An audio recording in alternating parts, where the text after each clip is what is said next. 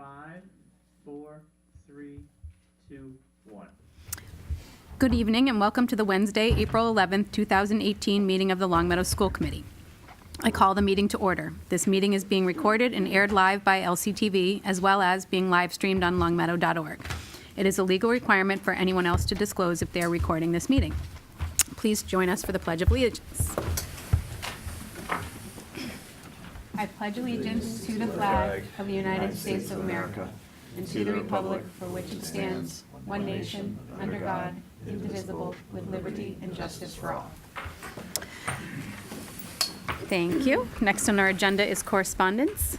Melanie, can you kick us off? Glasses. Pardon me. Thank you. Our first correspondence, the emailed letter to Ms. Lisa Dizatel, dated March 29, 2018, regarding the fees for participating in athletics.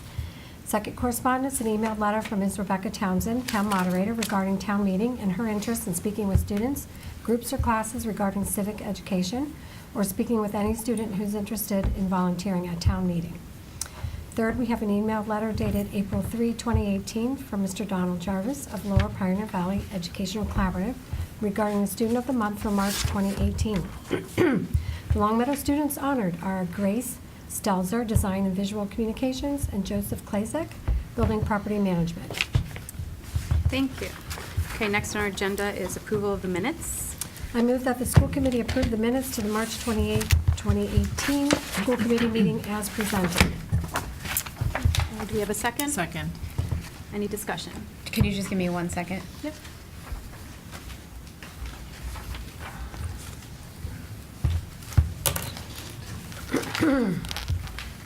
Oh, I wasn't at this meeting. Okay. That's why I knew there was something I needed to check. Thank you. Yep. There's no more discussion. All those in favor? Opposed and abstained? Okay. Thank you. You're welcome. Next on our agenda is visitor comments, but we do not have any visitors. So we'll move on to school committee announcements and recognition. Seeing none, we'll move on to, we actually do not have business with guests tonight either. So we'll move on to ongoing business. Karen, the mentor discussion. Thank you. Okay, so I understood my directive to be to identify possible candidates as a mentor and to figure out how the process works, the duration, costs, et cetera. So I first spoke with Tom Scott from the Massachusetts Association of School Superintendents. He was great, very knowledgeable. He walked me through the whole process.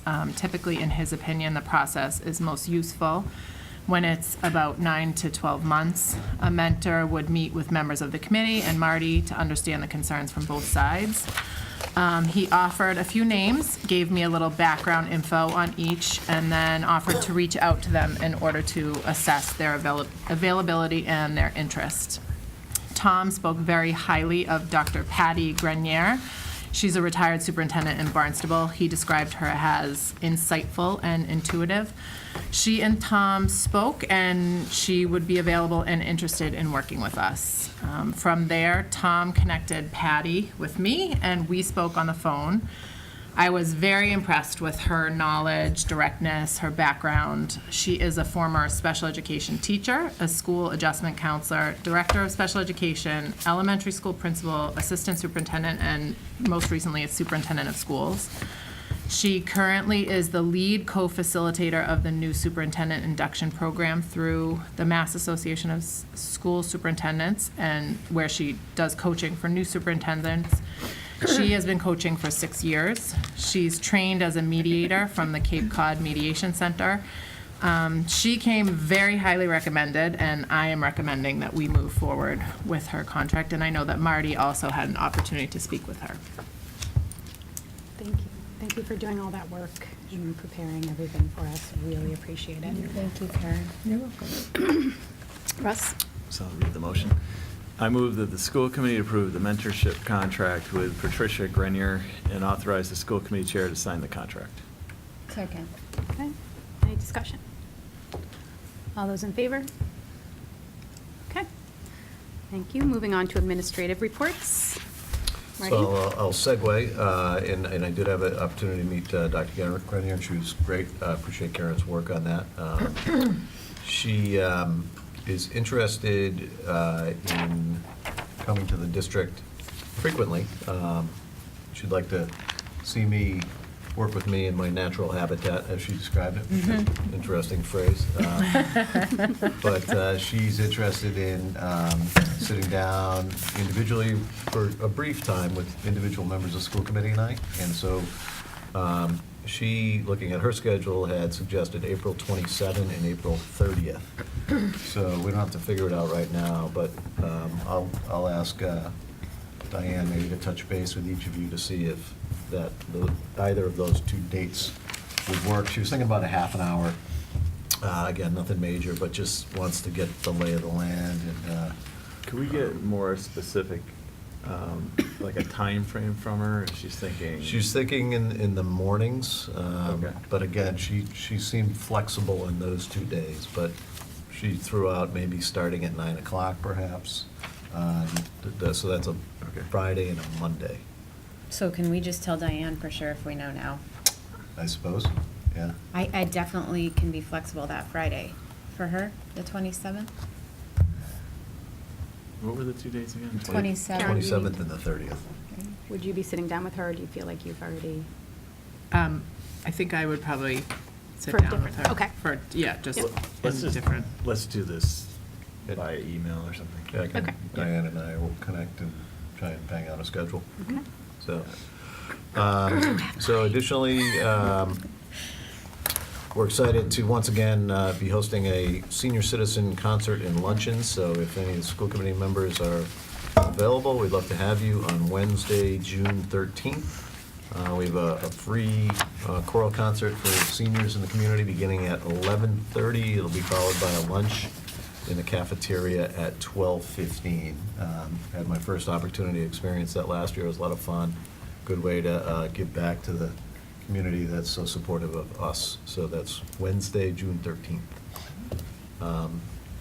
Mentioned in my report to you, we're tackling the challenge of creating a unified K-8 handbook for our students and our families. And it's a way to ensure that our practices are aligned across the district, and it's also a good review to make sure that we're working in concert with the policy manual as well. So we hope to bring, tentatively, we were thinking that we could bring elementary and middle handbooks to you on April 25th, and then the high school handbook would be the following meeting. The high school handbook, I would want to push that off, partly because Principal Landers and Assistant Principal Dunkerley are going to be in Japan for the next 13 days or so. So if that timetable works, that would, I think, give you a couple of meetings to review both handbooks. So in other words, I think that the thought would be present it one night with the idea that you could offer feedback, comments, and then it would come back for potential vote at your following meeting in each case, if that makes sense. Yes. Okay. Yep. And I just to plug in there, if you have any preliminary information on the high school, since that's usually Yeah. so loaded with information, if you could maybe give it to us on the 25th, if there are going to be any substantial changes that Yeah. are proposed or anything like that, Yeah. that'll help us. So even if, right, that we could do that, so if it's not the full book, it could be a preview of Yeah. coming attractions, yeah. Yeah. That makes sense. We should, sorry. Jess, go ahead. Raise my hand. Diane, would you mind just letting Stephanie know about that, because she's not here? Yeah, they Stephanie- did speak. Yeah, we this spoke morning. today. Yeah, yeah, I yeah. know, okay. Yeah, Thank you. as the policy subcommittee chair, that I wanted to kind of trot that schedule by her. Okay. Yeah. I think the Russ? flip side to that is if the committee members have something they want to discuss about the handbook, it'd be a good idea to give the administration a heads up too. Mhm. So that way, when we get to our meeting, whatever needs to be discussed has probably already been discussed a little bit between Yeah, the two. that'd be helpful. Yep. So if we have things we want to talk about for the high school handbook, we should raise them at the meeting at the 25th, or we should email them? Probably email Yeah. them to Michelle so that she can get them to Tom Landers and Marty. basically, so administration has an idea. If you have something that might be a concern in the handbook, it'd be good for them to know it, so that Okay. when they come in, it's not, all of a sudden they get a question Yeah. about something they weren't thinking about. That's been a problem in the past. Yeah. So that's great. Okay, that's good. School choice, applications are in, and so we'll, if perhaps, if one of you would be willing to stop in and assist with the drawing for names for the blind lottery for the school choice, and be able to help out. Okay, so Diane, Michelle said. Yeah, today's the deadline, so the sooner we pick, the quicker we can tell people. Sounds good. And I may be stealing some of Breggy's thunder here, but I've been so impressed this year with the academic accomplishments of students on an extracurricular basis. And so I'll give you sort of a brief rundown. You've all heard about the success of the Long Meadow robotics team, which, I love that name, by the way, the Long Meadow robotics team. So they qualified for the New England District Championships, and this is their first sort of rookie season participating in this level, so that's really cool. Chemistry Olympiad tore it up. They pulled in 3 titles in all 3 categories that they were working through. The math team, the great success in the Poetry Out Loud competition. So I'm actually meeting with a bunch of students to put together one of my superintendent's corners on this topic. And so I'll assemble 5 or 6 students, and we'll talk about some of the success of some of these academic teams.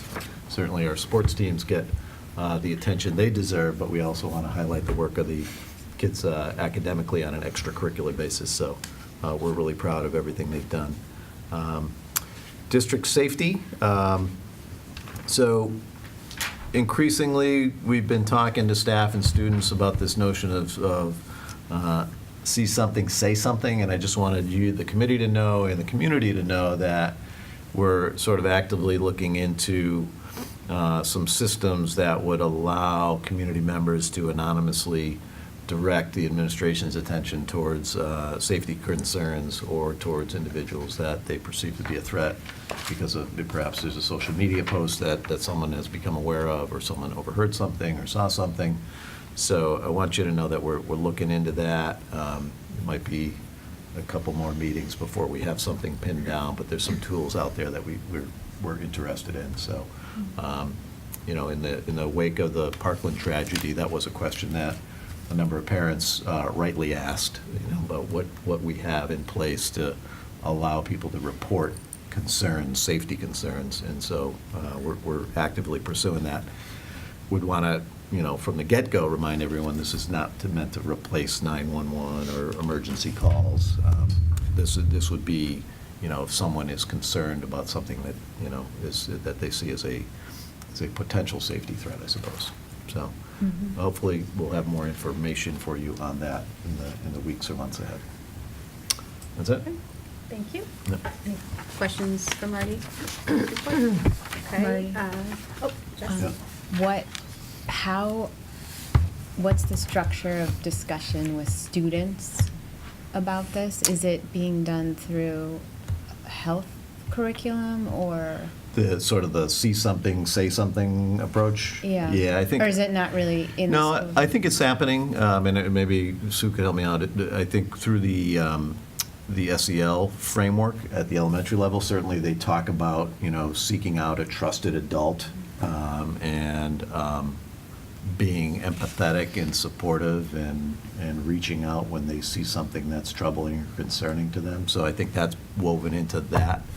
And then I know at the middle school as well, I think the 2 principals have Yeah, talked they're about that in using advisory for that, but I think the whole premise of those programs is empowering kids to be able to make good choices and then find a trusted adult to talk to when things go awry or they're feeling not comfortable. So at the high school, they have Shelley Warren and Megan Roy that they kind of really bond with if they're see something, say something. I think in the survey that the high school does, almost every student feels like they have a trusted adult that they can go to. So I think that's a really huge thing.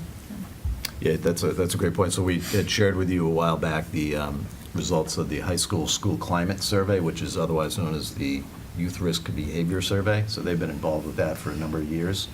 and it generates a lot of great information sort of on an aggregate level around how connected students feel, how safe they feel. And so I'm excited to bring that information to you publicly and to the community publicly. But I'd also want you to know that we're looking at introducing a comparable school climate survey at the middle school level. So our parents are going to hear more about that as well. So again, trying to, make sure that we understand, how connected and safe and respected kids feel during their school day. And MCAS has a survey too. That's right. Sue, I just want to make a plug because we're talking about it and maybe they already do this, but I've noticed at the middle school and high school level how, maybe because my girls are now really, in the middle school and in the high school, how challenging it is for these teens and preteens to navigate social media and knowing when there's a flag and how to flag. And I hope Specifically related to social media, Jess? yeah, like Snapchatting and texting and all of the things that they're engaged in, because I mean, we had a couple of incidences as a family, but I think that kids don't always understand The big when to picture with that. report. Yep. And I hope that maybe, I know parents they go over that in the middle school tech ed class for sure. Oh, That's a good. part of the program, and it's a good plug for Screenagers, right? Coming That's right. April. It's the Monday after vacation. Vacation We're at- doing yeah. a sort of At Glenbrook. a second airing of Screenagers. It was really well received. 23rd, yeah. 23rd, thank you. Thanks. So second airing of Screenagers at Glenbrook Middle School. It was sort of backed by popular demand. Our two middle school Williams? principals had put out a notice on that, Principal Guile and Principal Yeah. Allen. have It would be great notified. to get elementary parents to that, Yeah. really. when is it? April 23rd at 6:30 Glenbrook. At Glenbrook. The problem is so my wife went to that, it was really good. But a lot of people their kid the very next day is still doing the same thing, because it's all peer pressure, which is also why the kids don't come forward. I don't think it's that they don't know to report, I think they're afraid to report, because they're afraid people will find out they reported. I mean, that seems to be the issue, really. So the see something, say something, help with social media, they Yep. can say that's the same thing, find a trusted adult Yeah. or whatever. Being able to remain anonymous in that Yep. kind of discussion. Well, that's really the is key, so tough. they But, know that if with you that, tell- you almost can trace back where those things come from, right, depending on, That's the problem. yeah. Yeah. Yeah, And they're a menace. But if all the parents don't agree that their kids aren't going to use the, iPods and cell phones and everything before whatever they were saying, 8th grade, Yeah. No. it doesn't work, because Mhm. if 9 out of 10 friends are still doing it, Is that Then what your kid's gonna be Screenagers the is same. about? yeah, Mm. a lot of The it, dangers that can be associated with social media and Instagram and. especially at younger ages. Dangers in terms of predators or dangers in terms of Well, it's- how it was- impacts young people? Yeah. Yeah. And just Yeah, like how the it pros and impacts cons of Yeah. what we really now have in your hand as a miniature computer, right, as opposed to a cell phone where you could, call 2 or 3 people. So, it talks about the Yes. benefits Yeah. of them and also the cons and how they affect brain activity and brain development. And so it's a good one to go to. And how it affects family life. And family Yeah. life, right. I mean, Yeah. how many times we've been out in a restaurant and seen, like, parents texting, right? It drives me nuts. Their kids are sitting there and everyone's on the telephone, so. Yeah, I know we can't change everything, but it would be great to raise awareness in Yeah. this area in particular. I think we just keep doing it, Yeah. hopefully people will change, but if we did it at the elementary more, maybe they wouldn't do it. Kind of have to be grassroots. Yeah, Because they're right. getting Yeah. phones like 4th grade, Yeah. 3rd grade, 2nd That's grade. true. And then the girls Yeah, get it's together and they all have phones and they're all using their phones. And I feel like as a parent, I've already told my daughter, you can't use your phone, but what Then am I you're the going to bad do? guy, Tell right? all the Yeah. other kids there you're not allowed to, it's an awkward kind of thing. It's definitely an issue, societal But I've issue. thought about it. Here's a bowl, put all Oh, your- I do that. Do you? Oh. Now I'm inspired. Go play at the grass. You come to my house, you give me your phone. Okay. That's it. So, moving on to Sue. Yeah, me again. Thank so. So I'll be quick, I hope. Textbook selections are winding down. I think almost all of them are in. We have French, Spanish, calculus, and chemistry recommendations. And then we are waiting for middle school science. So I actually copied a couple books in the back, the chemistry and AP calculus book, if anybody wants to brush up. But we want you to take a look at them so that you know what people are going to be asking for. I couldn't give you French or Spanish because they're piloting them and they love them and they're using them, so she couldn't even find one to spare. But they will get us a Spanish and a French text for us to look at as well. The business department initially wanted to think about a personal finance program text, but they actually found some great free stuff online that they're using and love, and kids are doing well, so they're going to stick with that for now anyway. So that's off the table. Our PD on March 8th and 9th was completely messed up by the weather, especially at elementary school. We had planned a full day of report card stuff, and we had to ditch that completely. We had consultants flying in, and so it was a challenging day. We maybe want to do our PDs when the weather's going to be sunny and nice. I don't know. I don't know when that's going to be. That's what I was so, gonna right? say. Never. Anyway. I'm just kidding. We had PD all over the place, social, emotional, class science, some standards-based report card stuff. There was lots and lots of stuff going on. ELA. And then we talked about that again this morning in admin team and about planning out for the 18-19 school year. We have a framework started for next year that includes Jetta Bernier coming from Mass Kids. We have an awesome speaker, Rick Wormley, and if you just Google him or YouTube him, you can watch some of his videos. He's really captivating, really, he seems like a genuinely nice guy too, so he'll talk to staff about many things. He's a guru on homework and grading and the power of zero, so the principals will have the opportunity to work with him to choose what they think is the best topic for their school. Let's see. Our online training for the child sexual abuse prevention is going amazingly well. We have over 470 people who completed it. We had custodians, coaches, administrators. We had one person from the community somehow. I'm like, how did she get in there? But she took it, and good for her. So that went well, and it was it was like an hour and 15 minutes probably, so people stuck with it and did a nice job with it.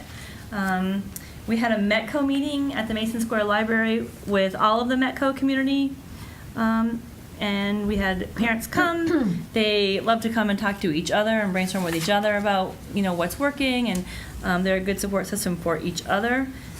Also, we talked about what they are feeling their challenges are. Again, as we know, it's having 2 kids in 2 different districts or 3 kids in 3 different districts potentially.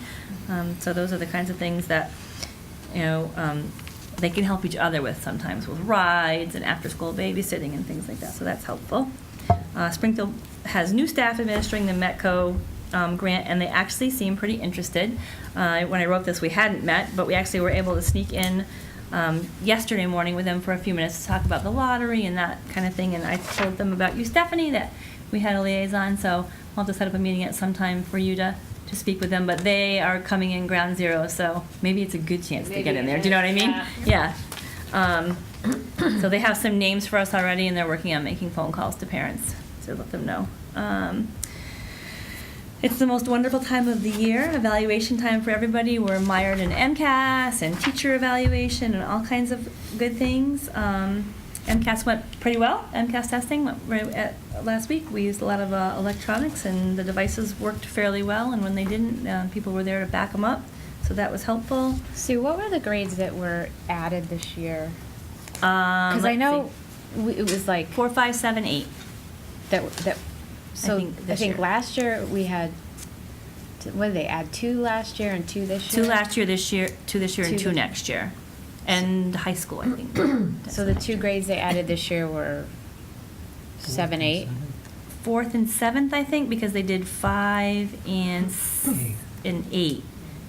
Are you saying added for? For computers. They're using yeah. computers. Yeah. I want to make sure that's what you're talking Yeah. about. My kids are 4th and 7th, and they both got it. This year. Yeah. How did it go at 4th and 7th grade? we didn't hear any complaints. We talked a little bit about it this morning at admin team, and I think there were a couple glitches with some of the older Chromebooks, right? And I think that was about all we'd heard.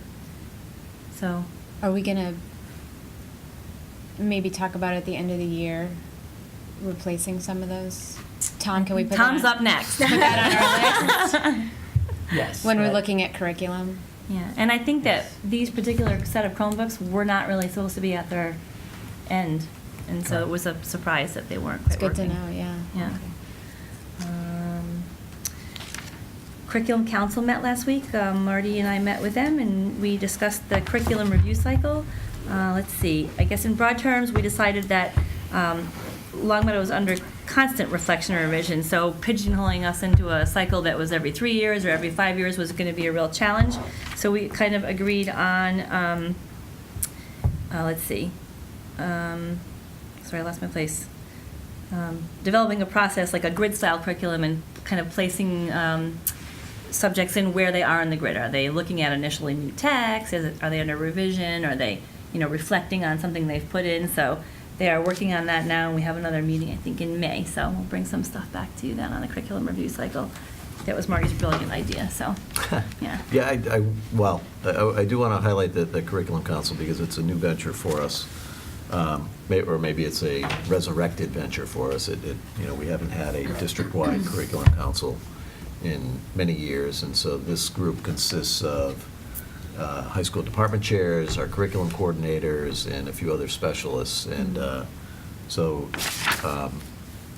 we're learning how to work together, and we're learning how to put together a framework and a review cycle that will be helpful to you, I think, as a committee, and it'll be helpful to us in terms of planning for professional development, hiring, budgeting, et cetera, curriculum review, standards implementation, et cetera, et cetera. So we appreciate all the work of the teachers that are involved with that Curriculum Council Yeah, really good sports. on their own time, yeah. Yeah. Yeah. That's it. Thank you. Any questions for Sue? Jess? I just want to say thank you, Sue, because I'm really glad we started, or I appreciate you reporting to You're the welcome. committee now. There are so many meaningful things that There's are going on. lots of stuff going on. And I mean, it's a really reflection of what's happening in Yeah. the district right when you write these things. It's so just- helpful Yeah. now that you're doing it. Thanks. Yeah, I really appreciate it. Thank you. Okay, Tom, I know you don't have a formal report. Is there anything, I know Jess brought something up that we had just talked about. Yeah, I mean, we will be discussing Finance Submet and looked at some initial items for end-of-the-year purchases. So I Oh. got some direction and Okay. plan to go back and kind of Okay. improve the numbers, make them a little cleaner, and come back to Finance Sub to come forward with a recommendation to school committee, probably in maybe the next meeting, if not early May. So, otherwise, I guess I've just let you know I was invited by a high school student to be a guest speaker at a Counting to honors class. That's awesome. Kind of talk about the path that led me to working in the accounting field, and I Wow. was telling Marty after reflection, I realized how my job is really not all that exciting. So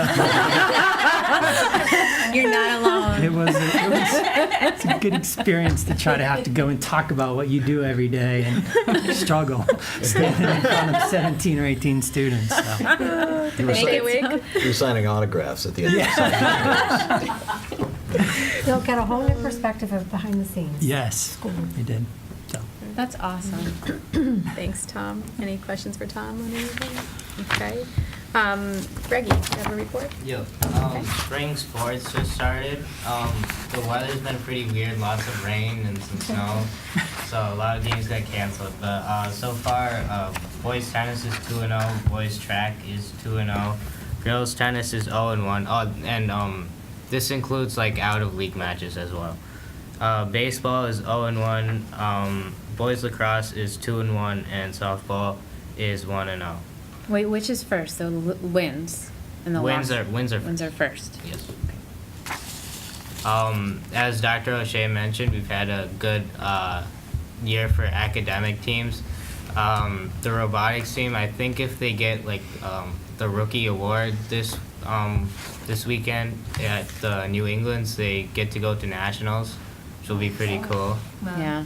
And also, there was semi on Friday. I think that went pretty well. They're still counting up the numbers for that to see how much they made.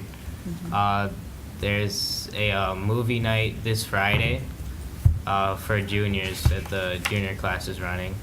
And this weekend, the Lyrics kids went to New York and performed at Carnegie Hall. And they met like a famous composer, I think. Also, there's a lot of trips this April. The Latin trip to Italy and Greece, the French trip to Switzerland and France, and the Japan trip. You got the globe pretty well covered. Pretty, right? seriously. Good. Thank you, Reggie. Any other questions for Reggie?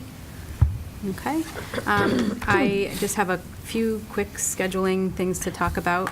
I passed them out just recently tonight. You'll see this very small spreadsheet, but this is basically what we've been using all year to, set the agendas and everything. And as we're getting towards the end of the year, I just thought I'd bring it up if there's anything that anybody would like to have on the agenda that you haven't been able to.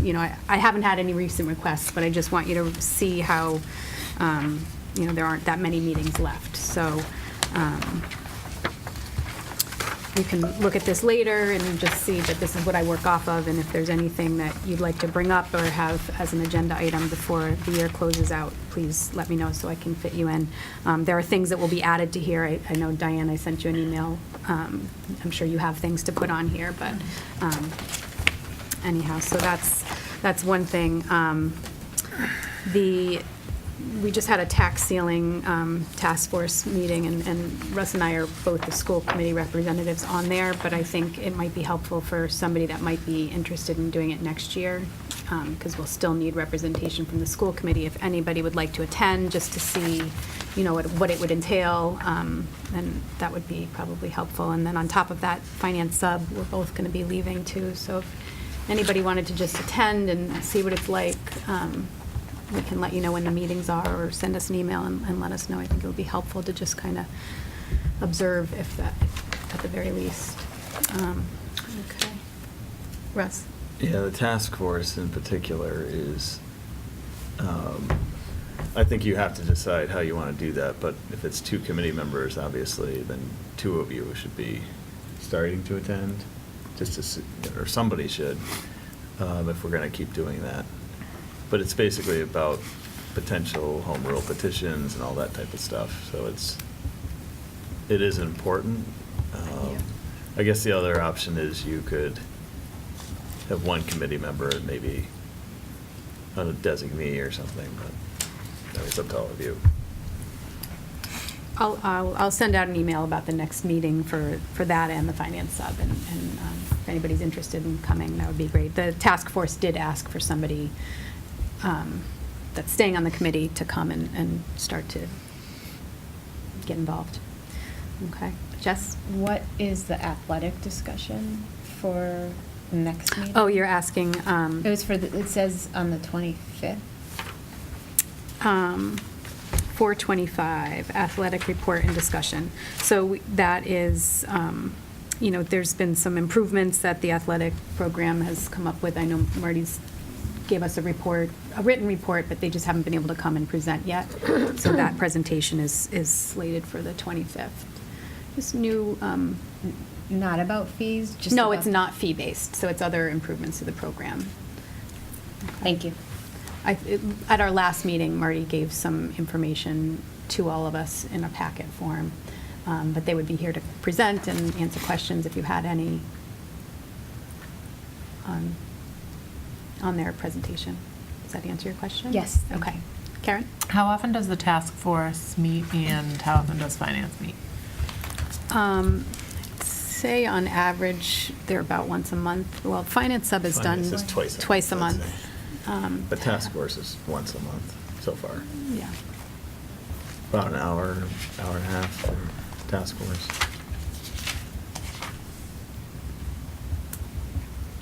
Thanks. Okay, yep. Any other questions on that? Okay. So moving along to Finance Subcommittee, we just met. Tom, do you want to walk us through any other things, or did we touch on everything? I think that's it. Okay. Yeah, I mean, I just think be prepared. There'll be some requests coming forward for some end-of-year requests that Finance Sub will be vetting. So probably first meeting in May. Okay. Are you guys Jess? gandering at all at the capital projects list as you consider? Somewhat. Yes, Yes. we did. I mean, I know a lot of that stuff has high price points, but. And if you have anything that you think we should consider, send it to Tom directly. But we have a long list from administration, so there's plenty of ways to spend the money. I just remember that peeling wallpaper situation was kind of. Yeah, some of the challenges that it needs to be services received by June 30th, and we just actually spoke about painting as a concern, and Yeah. how can you address that? But with the funds that we have available, it's hard to try to go at that type of issue. Even if we tried to engage in a provider, say a painting company or something like that, to have the services provided by June 30th would be very difficult. So we can't have a date scheduled, it has to have been provided. Yeah, it's supposed to be services provided by June 30th. Unfortunately, that'd be a great way to do it, but we ask the same thing. Okay. Any other questions on that? Okay. Moving on to policy. We have a more in-depth agenda item later, but are there any updates that you want to? So we met this morning, and Diane printed out, in accordance with the Pregnant Workers Fairness Act of 2018, there are a bunch of policies where pregnancy or pregnancy-related conditions has been added. So those are in front of you. We voted you have for first reading the bullying prevention policy JICFB. Attorney Valerio had gone through that for us, and that's available for first read. You also have for first read our homeschooling policy, IHBG, as well as IHBGR, which outlines the requirements that MIAA puts forth for homeschooled students. So those are in front of you for first read. And I think that's it. We're going to have a discussion later. Yep. Okay, thank you. Operations Sub. So we met yesterday, and we talked about new member packet, kind of getting some materials to the new members to make the transition smooth. Marty and Tom started a shared folder that has policies. Diane loaded the whole Charting the Course manual on there. We have like Robert's Rules for Dummies, basically, budget, some helpful links, just to help them get acclimated. So what Diane sent out to you, I know that some people sent questions back asking what it was for. We were trying to put a little packet together for the new members that describes the subcommittees. So we were hoping that the chair of each subcommittee, or the rep for like LPVEC, the chair, vice chair, clerk, could just spend like 5 to 10 minutes and write out, what a brief description of what the subcommittee does or what the position entails, how often you meet, typically for how long, any ongoing issues that the new members would need to know for future reference. That way, when we get to the reorg meeting, that first meeting, they'll have a little bit of knowledge of what they're voting on and understand what the subcommittees do. And let's see, we also created a checklist of things like what to expect in your first week or two, logistical things like swearing in, getting your badge, passwords, that kind of stuff. And then we talked about trying to set up a new member training as soon as they get elected. And then, like I said, Diane downloaded that entire binder into a folder, and then we're going to try to get hard copies available for the new members so they have some summer reading to peruse and be so excited that they join. Yeah. Just wait till they're sworn in before you give them the packet. So I think that was helpful and a really good start as to, what the new members will get. We talked about high school start times, and again, Marty and Tom created a shared folder that has the research, the PowerPoint presentation that was given to the whole school committee, some documents that the operations subcommittee had looked at in the past. So the task force has a jumping off point when they get together. Marty received some applications from parents to be part of the task force, not a ton, but really quality applicants, I think. And he's begun to identify parents from each grade level. We have a few more slots that I think need to be filled. And he's looking at getting the group together in late May. Is that right, Marty? Something like that? Maybe early May. Early May. And then we discussed starting with an organizational meeting, and then just to get the task force up and running so they can start looking at the research, and then really starting the work in the fall when the schedules are being set, a fresh start, and people are ready to begin. So that's where we are with that. Thank you. Any questions for Operations Sub? Okay. Do you think we should send an invite to the candidates to come to one of our meetings? Because that's actually helpful to see. Yeah. I mean, you can watch it on TV, but I came to a bunch of them, and it was kind of helpful just to see how it actually works. Yeah. But it may be kind of boring for them. They're going to have to get used to that anyway. Yeah. That's a really good point. What's that? So what if they change their mind? Well, that's why you might want to come, just in case. Right. Yeah, I agree with Sue. Don't invite them. Bad idea, Russ. But it kind of relieves the stress of if you actually have been in the room, and instead of just walking in your first meeting, you're like, oh, here I am. Yeah. Okay. All right. Moving on to other reports, LPVEC. So LPVEC met last month, and one thing I wanted to, the principal of CTEC was there, and it was really interesting. One thing I thought I would bring forward is the kids here are given a tour in 8th grade of CTEC, and what they're finding is the gap. They can't start CTEC if they're interested until 10th grade, right?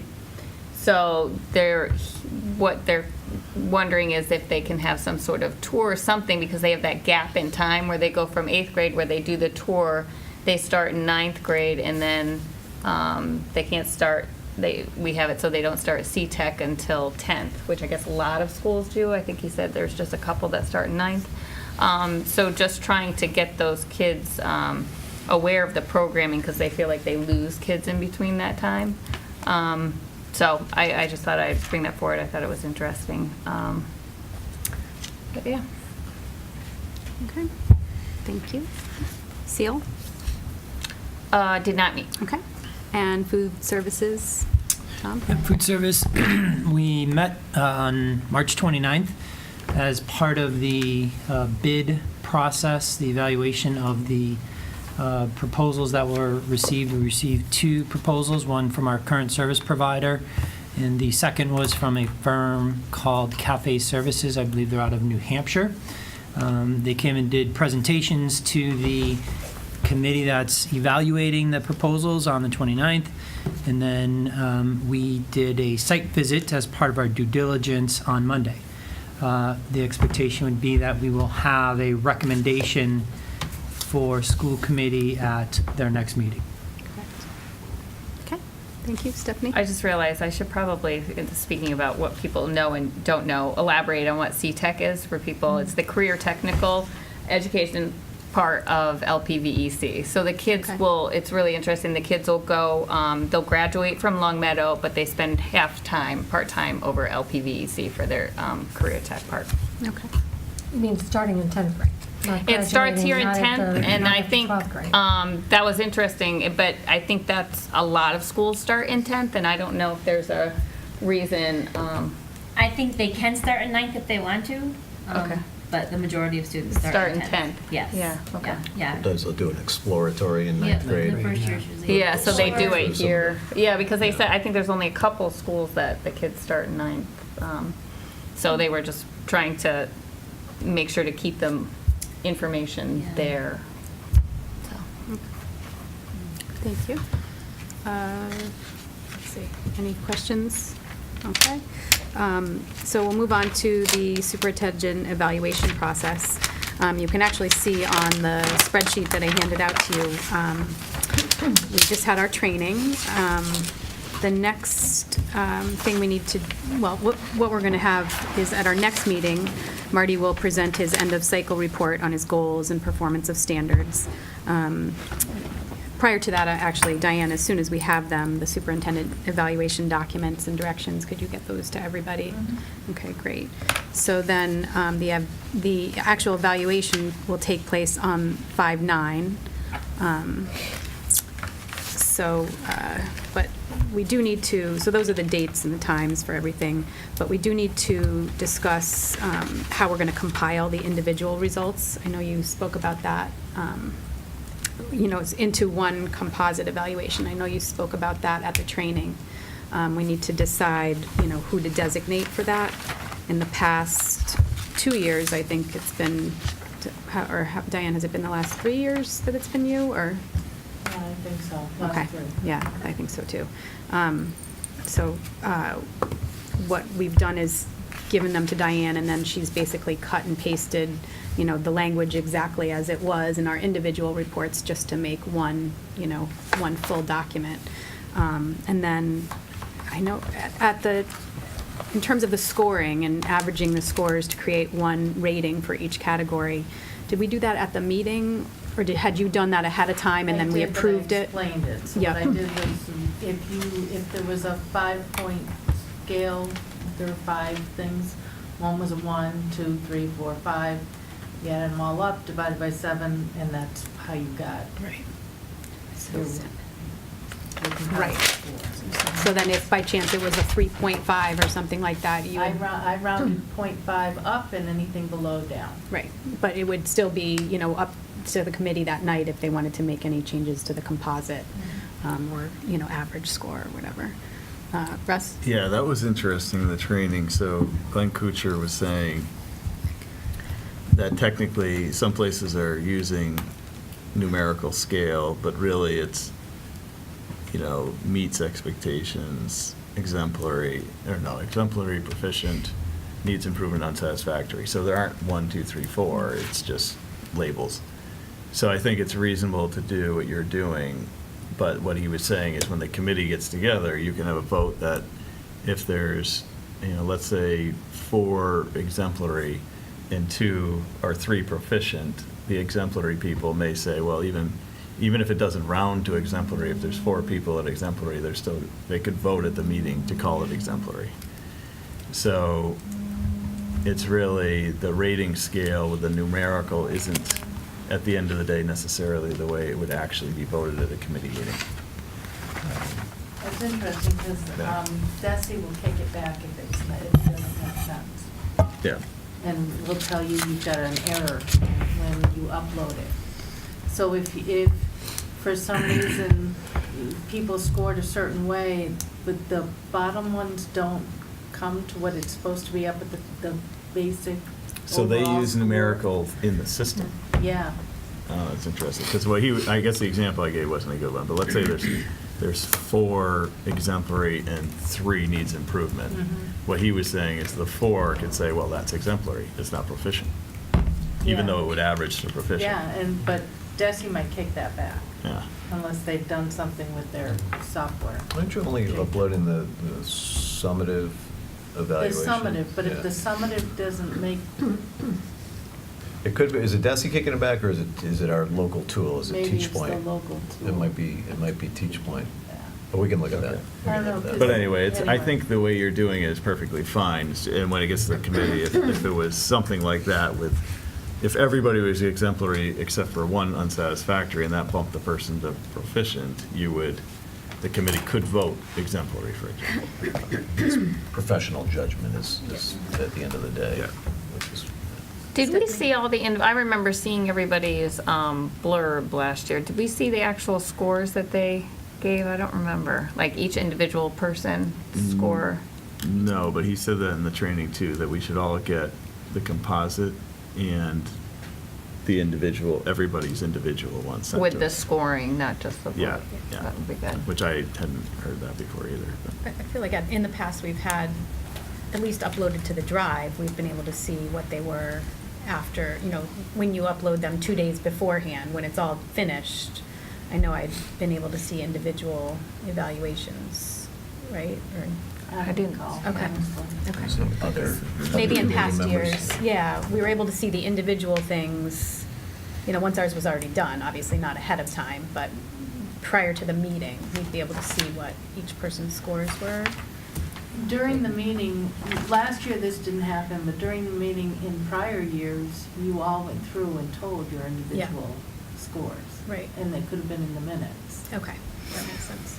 Can I say something? Sure. So they're really not scores. They're like what Russ was talking about. You're really thinking about the elementary report card. You're grading on you're looking at a standard, Yeah. right? And Yeah. so the averaging wouldn't kind of hold water for our students. So I just wanted to make sure that that's kind of the way that we're looking at it. That's the way Desi wants us to look at it.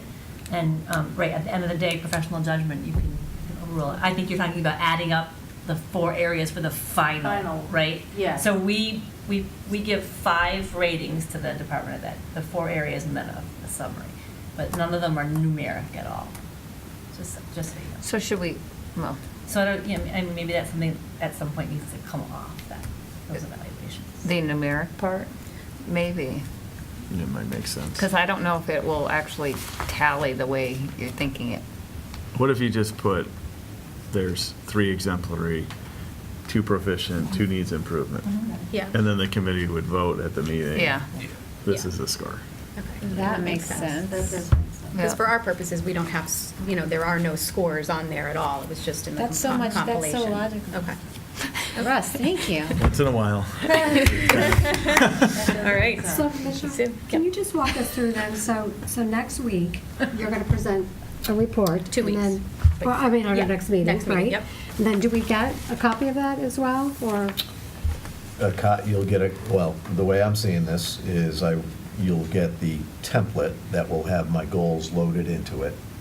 So I think Diane's already prepped that document.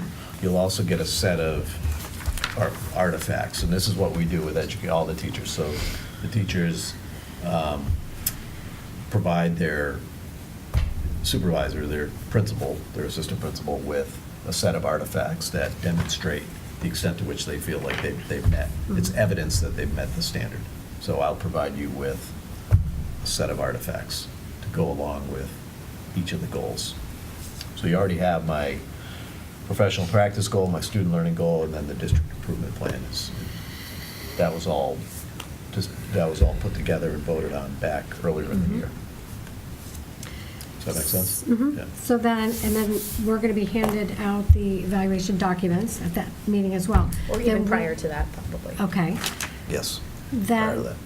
then when we come back in the meeting 2 weeks after that, which is 5/9, well, in the meantime, we get the information to Diane, or if we decide Diane, that whoever it's going to be is going to compile it, and then on 5/9, it's presented? Correct. Correct. Okay. We would probably have a deadline, we have to set that tonight as well, but from when to get them to the person that's compiling. So usually if we have a Wednesday meeting, I think it was that Friday beforehand, if you could turn them in before 4 o'clock or whatever on Friday. And then how is the information actually given to the public? Is it that same person who reads it out? Do we read our own? Do we? Like Diane said, until last year, we used to just read our own comments. We'd We say, did that last year, too. Section 1, I think you might. Everyone did. read You their might have. their comment. We went around, yeah. I don't even Everyone think did, about it, yeah. but you might have done it. I think it was. No, I had one swear. sentence. Oh, they one sentence. Yeah, they did. I think it was online. Well, yeah, But but is that Everyone something had to that say. could change every year, or we need to decide on that, or? I just yeah, need to know we what can to decide expect. how we Yeah. want to do it, yeah. It can change. Basically, you could talk as little or as much as you want to about each area of the evaluation. So there's really no rule about that. You can just, if you want to read all your comments, you can. And if you want to just say, my overall rating was, whatever, you could say that too. Or you could say nothing, actually, for that matter. Last year, everyone read their their summary comments, summative comments. But no one was, it wasn't like a formal thing, people just did it, and so. Yeah, I Right. forget who started it, and then someone else did it. Yeah, and- then we all had to do it. But I know. Yeah, then we all had to do it. I know the prior superintendent, we said, standard one, we went around, from what I recall, and everybody read their comments and their rating. And then we went standard two, everybody read their comments and the rating. I don't know. from what I recall. Did we? I feel like we did it all in one. I don't think I had comments. No, on he's it. saying He's saying before for July. last year. Oh, before oh, Yeah. okay, Yeah, because yeah. I'm like, I didn't. But we're The not first gonna year I know was what to on, expect that's when we how come in, I or remember we're doing just it. gonna come in I and think we figure I it thought out. that worked better, actually, because you just, instead of, because you talk about each standard, you talk about what you saw, and then you go to the next standard, so it's clear to everybody what you What you're thought. talking Yeah, about. right, so there's really three parts. One is, and again, this mirrors how we handle it with all educators, the extent to which you feel like I met my goals, the three goals, and then the second part is performance against the standards, and then the third part is your summative rating. Yeah. So, and Diane can, if you're, the template, even for our principals who are doing it all the time, it can be a little confusing, and then, how you use the rubric that's attached to the standards, that's a whole nother discussion, but if you're having a hard time with the template or how to fill it out, Diane can assist, and I'm happy to help as well. Thank you. Yeah. Michelle, can Diane, will you send out that rubric that comes with it? Yeah, okay. So, we first need to designate who's going to be compiling them. Like I said, in the past, it's been Diane, we just need to determine that tonight. Anyone object to keeping Diane? Have any, Russ? Yeah, I prefer Diane, personally. Mainly because Stephanie? there's an Attorney General advisory that says they prefer the administrative assistant over one of us, so that's, Glenn did say that he doesn't necessarily agree with that, but I personally do, so I know he doesn't. Stephanie? I'm fine with Diane too, and I think there's not a whole lot of compiling, except she's just taking everything and putting it in one spot, Yeah. so. Glenn had talked about this whole, report that one person would write, but I think the way we do it is everybody's voice is there and everyone can see it, so. Jess? I thought the only substantive, Glenn talked a lot about districts using an aggregator, appointing an aggregator as a member of the school committee. And I think the only substantive purpose to choosing an aggregator is if we were wanting somebody to write a summary, but we haven't, I don't think we've done that. We've just kind of, everyone submitted their own. So like you said, unless we're gonna have somebody author or an actual summary overview that sort of captures the sentiment of the whole committee, then I think it's fine. But I do agree to a certain degree with what Glenn was saying, and, Diane said this in the past too, that it is a bit of an uncomfortable position because of her,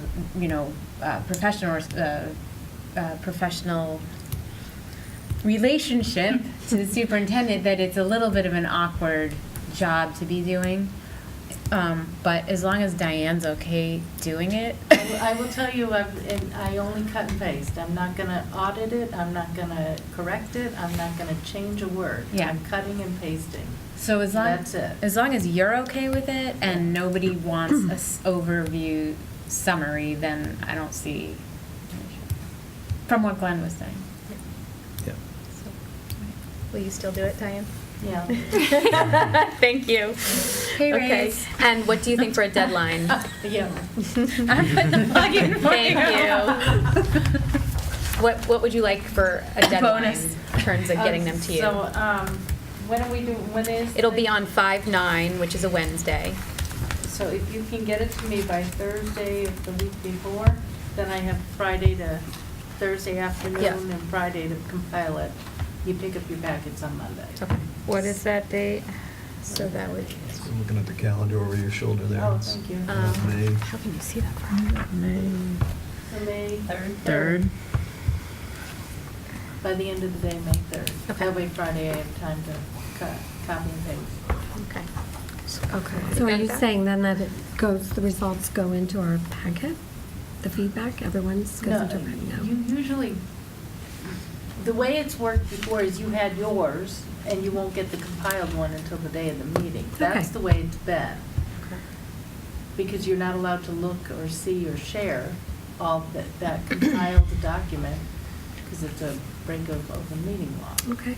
Yeah, I thought it was just, we couldn't talk about it, but we were able to view it, you know, like as we do with other material. Yeah, it in should be able to preparation go on for the meeting. drive.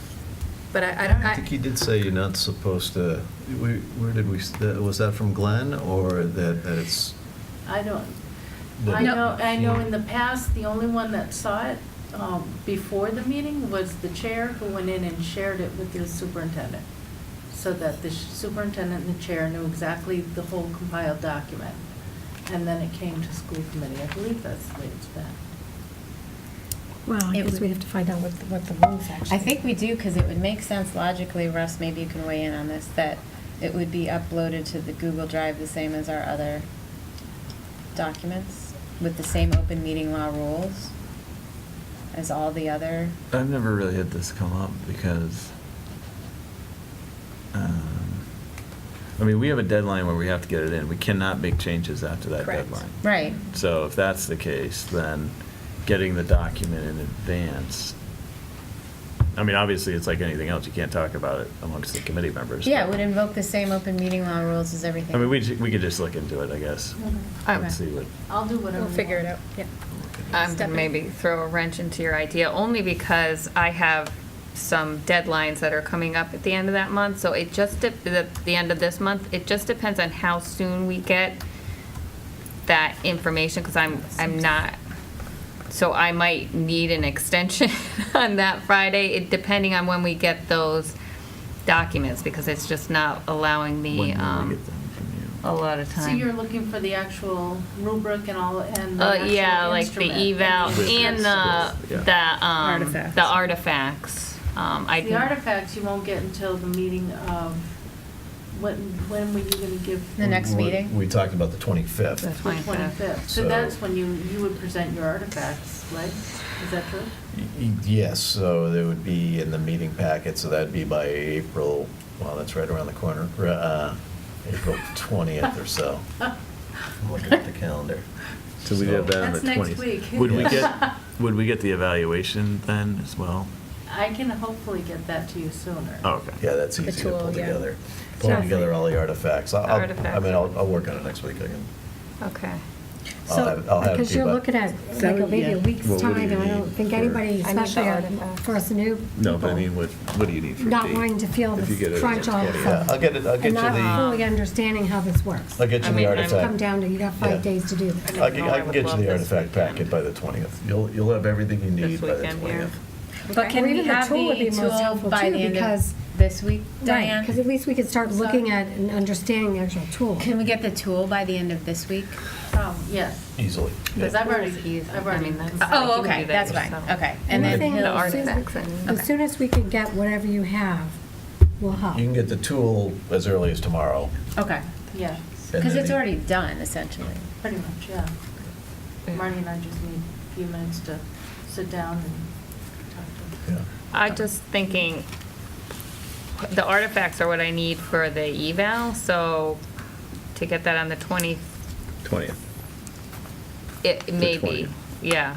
Do you Definitely. think- Definitely the 20th? Mm-hmm. Well, also remember, that's April break, and I know for, like myself, I'm gonna be gone for 6 or 7 days. But you don't have to do anything with it until the deadline is at May 3rd. Right, but just again, trying to understand it all, and make sure we have, Yeah. you know, an understanding of how it works.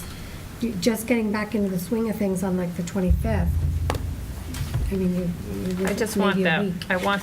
I want that weekend of, I know Diane wants it for the packets on the 27th, but I really want that, You need that weekend? well, wait, where are we at? That weekend of the 5th and the 6th.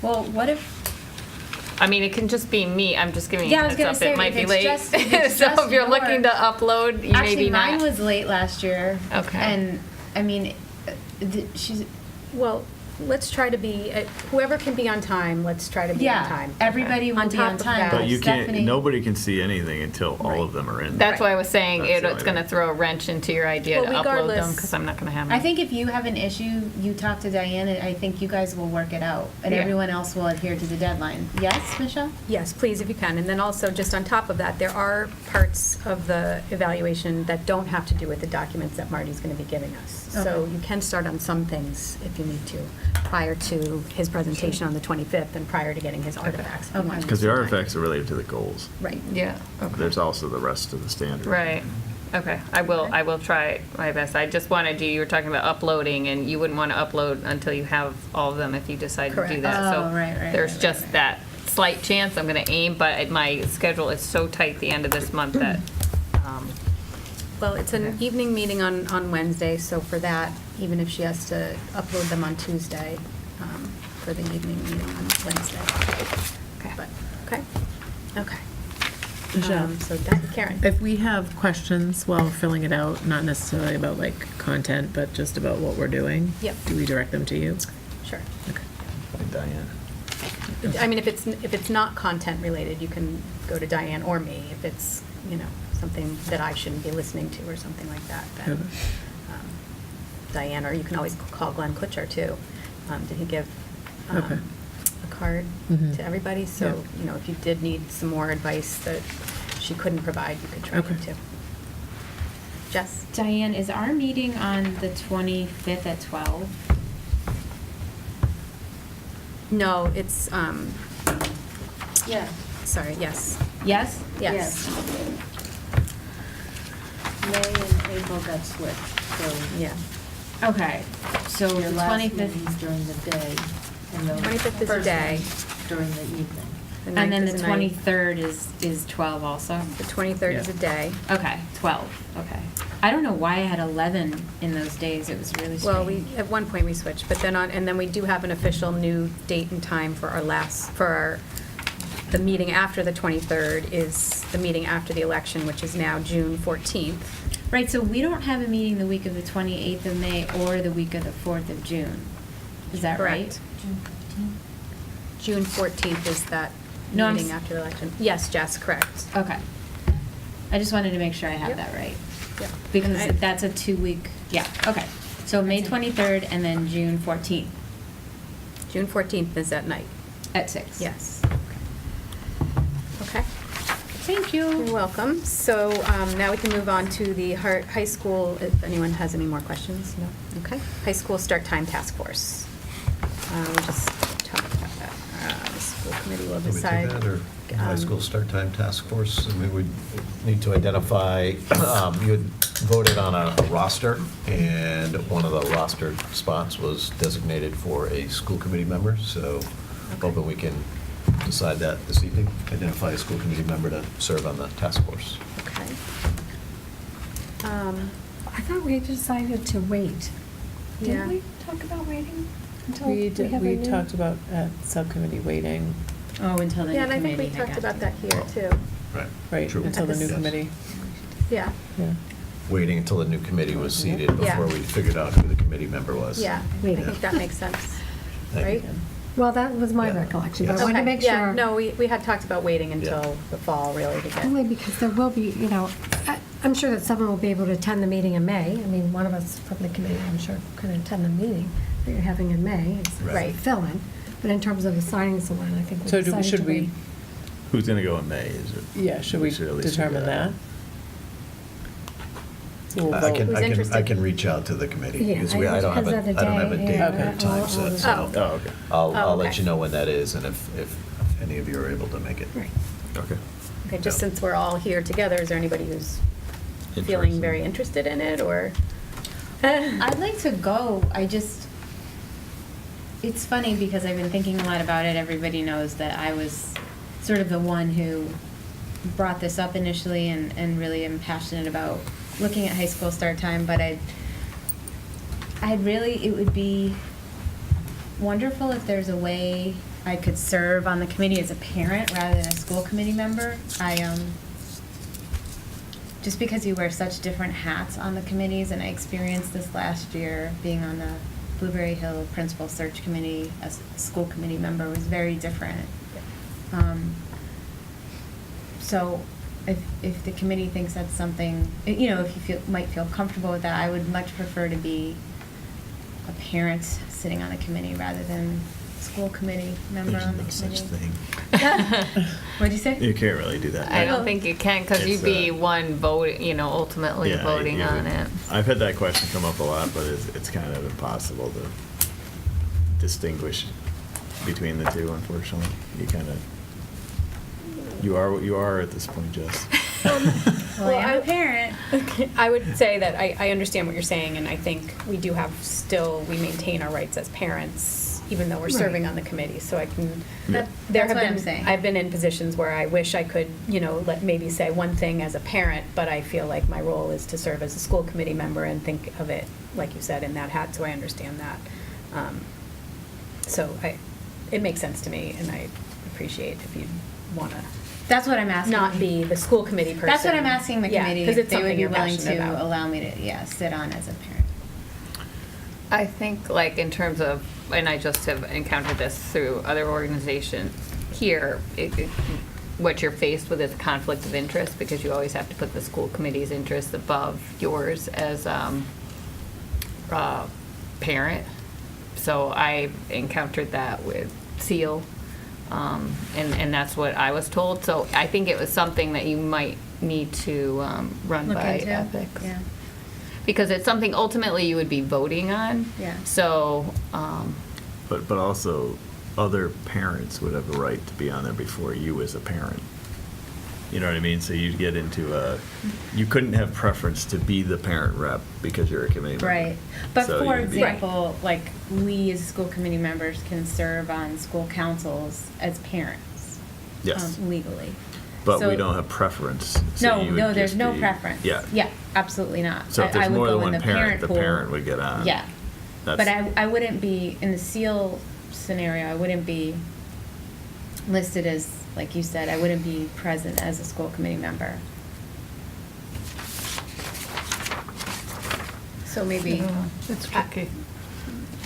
We can call you can call Yeah. ethics and ask them what they say. And I assumed you weren't trying to get preferential treatment in terms of getting in as a parent, but you would like to apply as a parent versus as a school committee member. Yeah.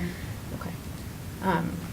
Is there anybody else then, if Jess is saying she's not sure she wants to be the school committee rep, is there anybody else that might be interested, or should we just, wait till next year when we have, or wait till later, when Yep. two new people can also consider being that representative? Yeah, Can why I- don't we wait and have, yeah, I think we could, because everybody's got to do their subcommittee's Yep. assignments, so I Yeah. think you just want to wait and see who can Yeah. take it on. and then, I thought we were just talking about this maybe. I think we Yeah, are. so really yeah. just temporary. I mean, who's Okay. going? so I'll who's go to the going in main, May? I That's will all go we to the need main. Perfect. Thank That's you. the bottom line. Okay, All right. you will be our Yeah. liaison, not necessarily our. And then we but can you'll just figure be it out from Okay, there. All Awesome, right. thank you. Okay. Thank you. Moving on to acceptance of a donation. An Eagle Scout has offered to donate a bench and ticket booth at Long Meadow High School. Because this donation would involve a change to the school site, it would, in accordance with policy KCD, public gifts to the school, require school committee approval. I There's a- move. Thank you. I move on the recommendation of the superintendent that the school committee accept with appreciation the donation of benches and ticket booth for Long Meadow High School. We have a Second. motion. Second. Okay, any discussion? Thank you very much. Yeah, obviously, thank to the you. Eagle Scout. Yes. So Thank you. you will, just so I shed a little bit of light on it, and I was thinking, I was talking to Tom Landers earlier, if you would like to invite, there's actually a handful of Eagle Scouts that have been involved in this project, and they're interested in constructing a ticket booth, which we've long needed. This is near the concession stand. So I always feel bad for our ticket takers who during football and soccer games, they're sitting in the open air at a table, at a folding table, collecting tickets. So if we had a ticket booth for them, it would be a better way to secure the money. And so they've taken on the task of constructing it under supervision.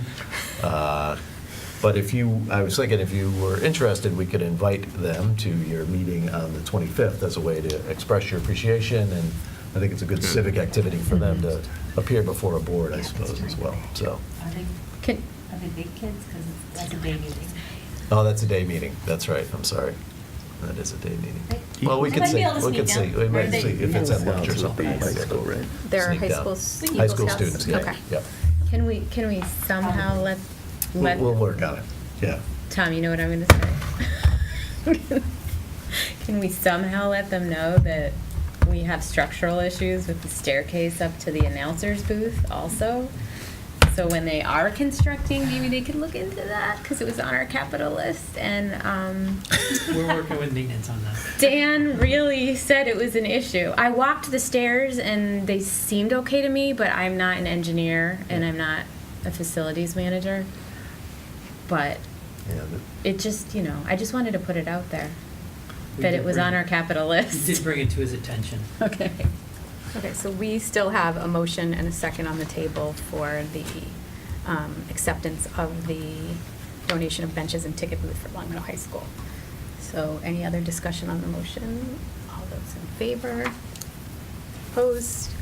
Okay, great, thank you. Now we will move on to policy. This was just, there was so much I wanted to make it a separate agenda item. So, but Stephanie, if you want to run the discussion here. Okay, start so with- I can, the social, what, do you want me to run through the policies for, with the motions first and then do a discussion on other ones, or do you? Probably just go in order, I think. Yeah, I would Well, go per this- policy. Oh, okay. Well, I'm going to go in order of what's ready for your, for motion. So the bullying prevention policy, I said, which is JICB, is JICFB. Yep. So that's in front of you. And then we have a motion, What is the, To approve. why do we have two different packets of this? Right, so the one that was paper-clipped together Yeah. is from policy sub today. Oh, okay, which is maybe different than what we already The had. other ones that were in your packet were what we thought were going forward, but just put those aside. Okay. Only do what policy says. yeah, because we met this morning. Wait, I don't, So this is this packet. I don't think I have that. It was underneath. Yeah. What the difference is. Oh, okay. That's the same day. Yes, thank you. We'll go with that one. So Stephanie, which one are you starting So with then? JICFB, which is bullying prevention, and Attorney Liz Valerio had gone through this, and Okay. it's Found ready it. for It's a long one. first read. Okay.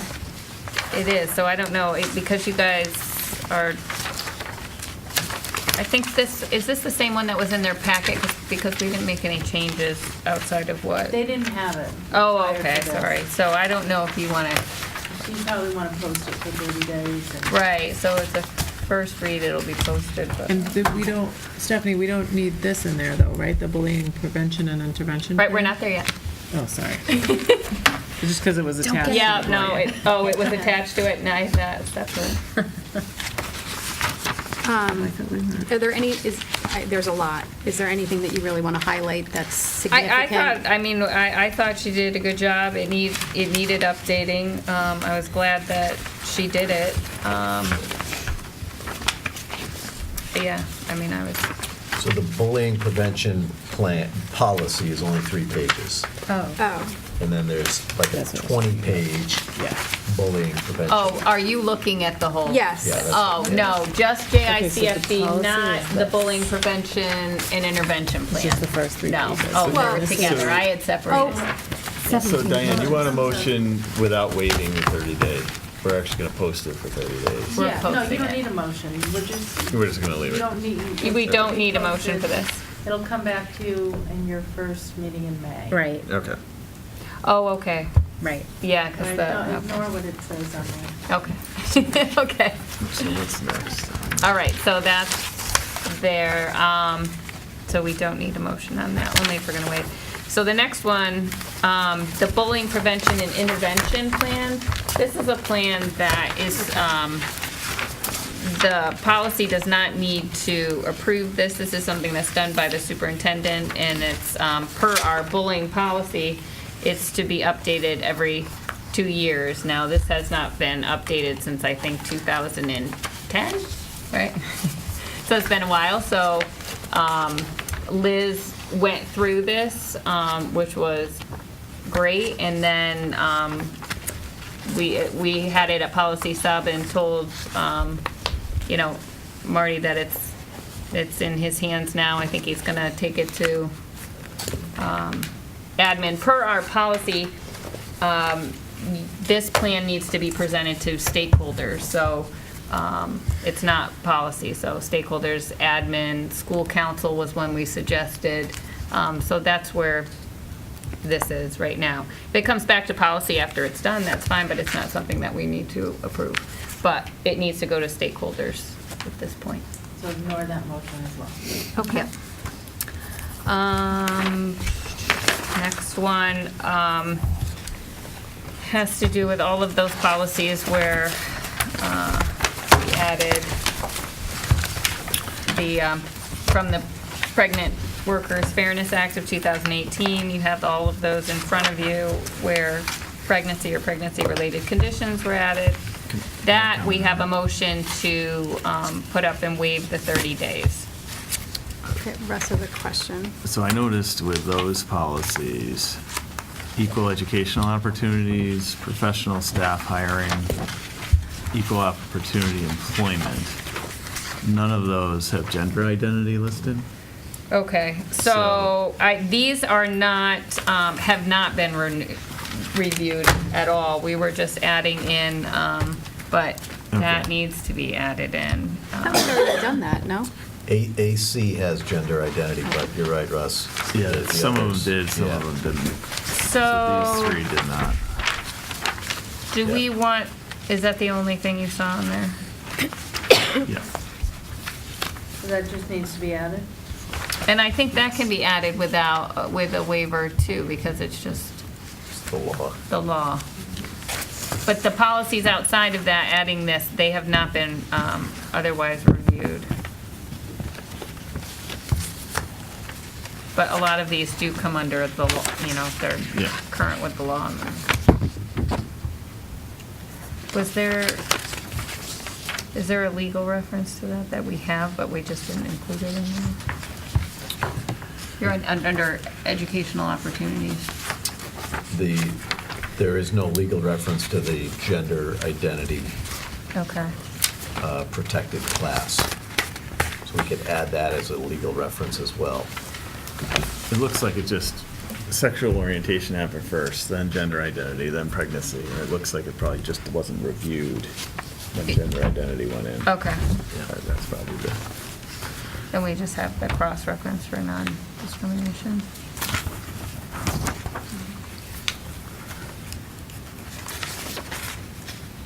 So now I've lost track of reading. So you could have at this point, you could have a motion to amend the policies that are in front of you to include pregnancy or pregnancy-related conditions and gender identity as protected classes on the list of protected classes. So that could be your motion, and then you could, because it's so clear-cut with the law, you could just waive the 30-day Okay. period, posting requirement. So does anyone want to move on Marty's suggested motion? So That I think So Diane is moved. typing away at. Did someone move? I did. Russ moved? Do we have a second? Second. Okay. Okay, and does Diane know which ones we're talking Yeah. about? You got it. There's GBA, GCF, and JB. Wait, what? AC, JB, JB, AC, and GBA, right? GBA, GCF, Where is she? JFBB. Oh, professional staff hiring. school choice, is that involved in this or no? So maybe that's the only one. Oh, yeah, school choice, JFB. Did that have to do with protected class? Right, it's Yeah. going all of Yes. them, Good, right? okay. Yep. It is already in the other ones. Yep. Is it in all of them? I did not have that in the right. Oh, okay. I see. Yeah. This is some of the newer ones. They missed it. I got it. Okay. Yeah, so Just for- 4. Yeah. Whatever one doesn't have it. GBA, GCF, JV, and the choice. JFBB. That one has it in there, though. JFBB. I'm going to have Diane read it when she's finished typing, just so Oh, we it have a actually does clear- have it. School Yeah, choice whichever does ones have don't have it. It's We only could- 3. You're right. Yeah, no, it's not, it's not school choice. 3, yeah, 3 of them. Bless you. Bless Gender identity, is that the one? Mm-hmm. Yeah. So gender identity was excluded? I think it's just never added. It was just 'cause it never wasn't included, updated. because they haven't been That came updated. It's just missing as one of the protected categories. Did you Okay. just randomly figure that out just now, Russ? When I looked through the packet, That's really good Earlier catch. today. I wouldn't Caught well, have, that was, Yeah. I read through this earlier today. obviously. We read through them all morning, we didn't catch Yeah, them. I wouldn't have caught But I do that. this for a living. Good job. They pay you for that, Russ. It's gonna- No, so We'll pay you too, Russ, thanks. No, we won't, though. would be All right. included in that. So Diane, could you read the motion so we have it? It's on there. Mr. DeBear moved, seconded by Ms. Moran, on the recommendation of the policy subcommittee that the school committee approve amendments in the following policies to include gender identity and pregnancy-related conditions as protected categories. AC, non-discrimination. GBA, equal employment opportunity. GCF, professional staff hiring. JB, equal educational opportunities. JFBB, school choice. And waive 30-day posting requirement of policy BGB. Thank you. Thank Okay. you. Any other discussion on the motion? That was good, Diane. Seeing none, all those in favor? Opposed? Stephanie, are you? In favor. You're in favor. I was just trying to, she included, how did she just include? Because she did a broad category of pregnancy and But gender. that's what you're amending in those policies. She lumped them both together, so you have to Okay. mention them all, So because they're all pregnancy fine. needed added to all. Yeah. And But added gender was gender. only to 3, the other ones already had it, but just kind But, of. Okay. okay. Yes. So did you get the tally on the voting? Stephanie Yeah. was a yes. Yes. Yeah. Okay, all right. Yeah, unanimous. Thank you. And we had no no's. Okay. Moving on to policy IHBG. Stephanie. Okay, homeschooling, this will be first reading. What was done, I don't think everything, anyway, it's for first reading. There were, changes to it, some consolidation from our previous IHBGR into this. I think the highlights, I don't know, I think you just have to read through it. So, Can I Yeah. take You it? maybe- Can I take a crack at it? yes. So This took a while. IHBG Yeah. is your proposed homeschooling policy. And this was a policy that was drafted by our attorney. And the one amendment, actually there are 2 amendments, that the policy subcommittee is recommending making to what the attorney provided. And that is striking the sentence that you see in red on page 2. It begins with the phrase "such access." Okay? And then there was, in the paragraph above, where it describes a rejection by the superintendent, there was just, we reversed the position of a couple of sentences there. So that was sort of inconsequential, that was more formatting. So the key change that the policy subcommittee made to the attorney's draft was striking that sentence. So we would allow kids to access the regular curriculum even if they're homeschooled, under this sentence? Well, It was, the sentence that reads, "A student being educated in a home-based program within the district may have access to public school activities of either curricular or extracurricular nature," that sentence, the attorney recommended that we keep that sentence, with the "may have access" being the key. And But why would we ever let them attend a regular class? I mean, that's. right, and so the sentence that's That's why we struck struck is that such access may include attending regular and/or specialized classes in the Long Meadow Public Schools. We had a hard time Well, foreseeing. on a part-time Part-time basis. So we had a hard time foreseeing a situation where a homeschooled student would be allowed to take a class that one of our schools offers. But what I'm saying is the first sentence seems to allow it for anything that curricular is Right. classes. It was, again, the recommendation of the attorney, what we specifically asked, could we strike that sentence as well? The recommendation was that we needed to keep that sentence, but we could strike the second sentence. I guess what I'm saying is, why don't we just keep that sentence? I mean, if we could ask the attorney. The extracurricular part, I understand. Striking the The curriculum. curricular part, I don't think is necessarily reasonable, because if you're homeschooling, that's fine, but the curricular should be happening in the homeschool program. Extracurricular, you're not getting at home, so you could access the I program. would agree. but- I was Yeah. hoping that we could limit it the way you're describing. I mean, so. I think we were all hoping that, weren't we? Yeah. So we should go back to the attorney and ask that. Got a different attorney than me. Until you get the answer you Find want. someone. Just keep asking. Would this be like in case somebody wanted to take a gym class because they had no ability to fulfill the requirement for PE?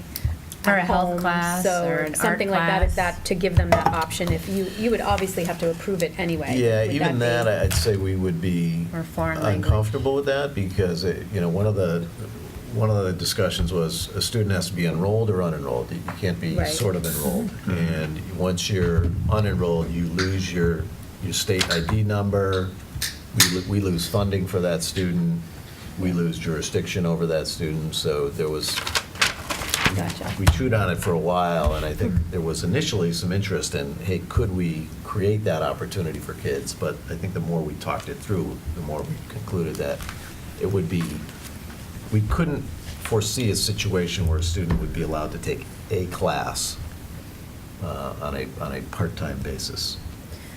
Yeah. So then, did you specifically ask the question of the attorney if you could just strike curricular? We- You did, Well, and that we was- asked the whole sentence. The whole we thing. could- We can go back and ask So about it. Just ask if you to feel delete that that. it's worth striking curricular, no, we did not ask one So specific. maybe there'll be. Because most schools only allow extracurricular, I if they would- allow it at all, actually. I would like the opportunity to revisit that, I guess, and see if we can strike that one word. That would be. Okay. And then you have IHBGR, which is an option to allow students to participate in interscholastic athletic programs if they're a homeschooled student. And this verbiage comes directly from the MIA with one important exception. It's in the second to the last paragraph, and it's a sentence that. Can we that- just hold 1 second? Oh, sure, Try yeah. and find this. Yep. It's like You different want this writing. one? I've already seen Yes, that one. we've been busy in policy. There's like so I know. many of these. I mean, I have it here. You have it. here, I've already read mine, so you can. I just don't know what. Okay. So in the second to the last paragraph, there's a sentence that reads, "The academic standards required to establish eligibility for interscholastic sports are distinct and more stringent than the standards required for approval of a homeschooled education plan." So to communicate clearly to families that just because you have a homeschool plan approved, it doesn't necessarily mean that you would be deemed eligible academically to participate in sports. So that standard, it's a higher standard, is applied when you're deciding whether or not a student is academically eligible. Why? It relates to the MIA standards, and it relates to the standards that other LHS students are held to participate in sports. Well, like, for example, in order to be academically eligible, they look at your attendance, they look at your behavior, things like that, which you can't necessarily measure in an educational plan. So those would be a couple examples of why it's a higher standard. It's got to be sort of commensurate with the experience of an LHS student, so that the standard that's applied to approve a homeschool plan, there's only a few simple requirements.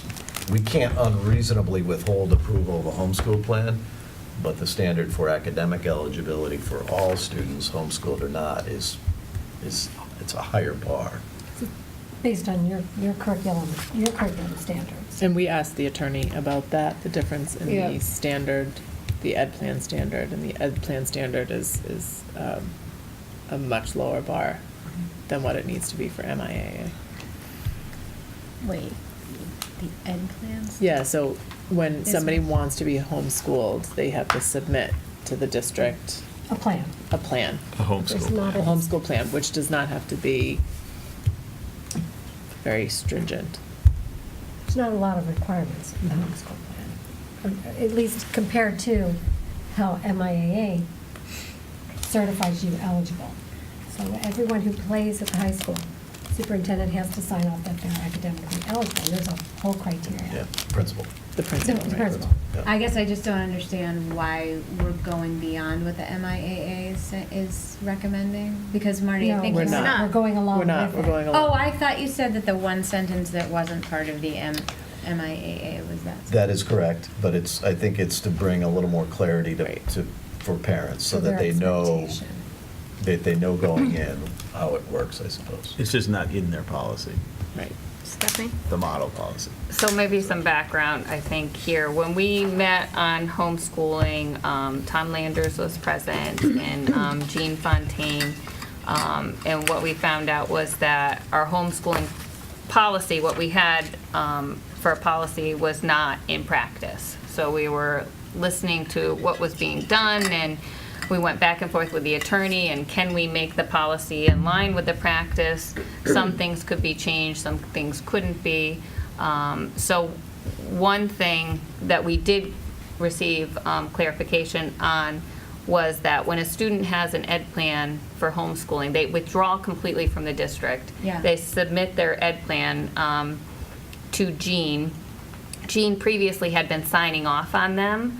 That was not in line with our policy, or it turns out the law. Right. So we have, in some ways, it makes sense, Jean does the plans in other ways, but what Jean will be doing is making the recommendation to Marty. Marty will be signing off. What does So the law say? That has been cleaned, clarified. Who's supposed to be signing the? So Marty will The sign ed- off on it, Jean will make the recommendation. And that had been in practice for many years, where the Director of People Services was signing off. So we received clarification on that, and I think that all makes sense now. And then also with athletics, getting information as to, have kids asked to participate in athletics, and have they been denied? And we really received clarification on what that looks like. So you can have an ed plan on the books, but MIAA, when you participate in a sport, the other team can come back at you if they feel like you have a homeschool student who's not at the standard or the level that's commensurate with the high school. So there's a different standard when you play sports versus when you initially have an ed plan approved for the purpose really of truancy. And then kids who are over 16, right, don't have an ed plan at all. So that was another issue. What do you do if they want to play sports and they don't have an ed plan? It's really a homeschool plan. I think that's what Yeah. you're getting confused about before. It's not like an IEP or something, it's just a homeschool plan. I assumed that. Yeah. I just, Another piece that was taken out of here was that it used to say that you could receive a high school diploma from Long Meadow, and that was taken out because it wasn't really, we couldn't figure out how you would exactly, how that would work. How would you show that you have an education commensurate with the high school when you're homeschooled? the only reason I raised, well, there were a few reasons I raised the question, but when I see a measurable standard, quote unquote, as more stringent, it doesn't mean anything to me in a policy, so I'm just, and we may want to just leave it like that. Yeah. I think, And we can stop talking. It's like, what does that even mean? It doesn't mean anything, and do we want to have more clarification, or maybe we don't? we were trying to, so because what it sounded like before is if your homeschool plan was approved, that you would automatically, what would get in the way of you then playing a sport. But we were trying to make it clear to parents that there's a different standard when you participate in athletics. And I think too, just to piggyback on that, I think to homeschool, parents of homeschooled students, I think it's clear to them that because the ed plan is an easier bar to pass, we wanted to make it clear that just because you have an ed plan approved does not mean that you necessarily meet the requirements for MIAA participation. And so we wanted to make it clear that the two are not equal. So even though you got it signed off in the beginning of the year, that does not necessarily mean that you can also play sports. Why don't we just say then I an was ed gonna plan? Yeah, why don't we just say that? 'Cause Is that we're what not you're saying- trying to say, is that you would feel better if we Yeah, just said? say that. Don't assume that having an approved education I wouldn't plan say, yeah, is the same. don't you, Well, you this is in don't, layman's yeah, terms. layman's terms. This is, your If point you, is. having an ed plan does not, what's the word, does not, Equate or correlate. no, Meet the same standard? yeah, that doesn't guarantee participation. I mean, it just seems like a backdoor way of saying Then- it, that's all. Or you could I don't say want to both. belabor it, I just think there's a more straightforward way, maybe. I'm sorry, Stephanie. You're looking at me like, oh God, stop. Well, I will just, I was literally in the beginning just like, read it, and I'm out. All right. But I think. I just, it doesn't. We've been back and forth on this. To read it, it makes no sense to me, so. Well, I think the idea was we were trying to give parents more information, so they didn't go in just expecting that when their ed plan was approved, that they would meet the criteria for MIAA. Why don't you just say approval of an ed plan does not guarantee? Yeah, but this says why. It's because it's distinct and more stringent. Right. Yeah, approval of an ed plan does not guarantee participation. Our As academic requirement? standards are more stringent, or something like that. I So don't you know. want to do a I combination don't of want to be both. micromanaging you. I'm just suggesting. I just think it makes more, it sounds. It flows. Yeah, it just sounds. Are we voting on this It's for first read. But it is? it is for first read. Approval So of an policy subcommittee can just I was just gonna consider say, that at policy. We can draft a recommended change or whatever, send it to policy sub, and no. Well, can I But just then say, they can all I'm consider it. saying is. No, but, That's a quorum. She just gave her input at a public meeting. Now they can go back with it. right. It's But very, if she sent it to them, it would be a quorum of the committee, so it's. it's just one sentence, I can Okay, say it read right it. now. I'll write it Okay. down, go ahead. Go ahead, Ray. Got it. We can't deliberate about it until So policy help- no, sub, but help they me. could get. Approval, something along Outside the of the lines of approval of an ed plan does not guarantee participation, Well, meeting academic eligibility, does not guarantee meeting the standard. fulfilling, yeah. I think I think it's just, it makes it a little more, that creates more, makes it more vague, I think. Well, no, Then then you you can can tack say, on, then you would add on, period, our standards are more stringent. It just makes more sense. From an outsider who isn't familiar with the nuances of homeschooling, I'm reading this, that makes sense to me. You confuse me. I hear what Just Jess is forget about saying. it. We have the background It's not that big a deal. and I'm just understand this saying- because we have the background. That's what I'm trying But to you're say. trying to, Yeah. I and that's want it what to I'm be- trying to hear, even though I helped to write this. I'm trying to hear what you're saying as a layperson. Yes. It would flow better Because I wasn't part of the process. if you say right off the bat Approval that of approval of an plan education plan or a does not- homeschooling So- plan does not necessarily correlate with the meeting of academic eligibility as set forth in Long Meadow. Long Meadow or is a would you higher go to the standard. large committee, because she's already brought it here. We No, were having I first- think, so what can happen, first reads are really meant for you to provide input. The Okay. subcommittee goes back, considers the input. You Okay. either agree with it, disagree with it, bring it back to us again. You can say Jess's input was terrible. Yeah. We should not be considering Or that. you can come up with some compromise that Right. kind of combines it, whatever you want to do. Okay. But- Okay. That's my input. But I will It say, does provide more clarity, I think, as much as I we worked on this. and- but it wanna be does done, provide But when you get more so clarity. into it and you have so much information, sometimes you're not seeing it from whatever, the long Yeah. view. I know that happens to me when I'm writing. Just make sure the attorney approves that language too, because Yeah. she approves Just that gonna one. look, we're gonna look at the curriculum piece, and then, but the main parts of the changes where we got rid of the diploma, the part-time, and we added that information about participation in sports in an effort to give parents more clarification and understanding. But apparently it was not clear. No, the rest was awesome. No, I mean, it's fine. everything else is awesome. But yeah, it has been, it has been a work in process. I think in the end, this is gonna be a much cleaner process. I think it's gonna work well. I would So- also add at the top for homeschooling, just so it's marked. I know that it's a -R, so it's assumed, but it just reads better just so people know that it's part of the homeschooling, that you say Yeah. requirements for participation in interscholastic athletic programs for homeschooling, or Right, yes, homeschooling. yes, I gotcha. For homeschooled students? yeah, something along those lines. Okay. Thank you. Because if somebody's just pulling that Right, one, yes. they're not gonna know what it relates to on a computer, Okay. Is there anything else?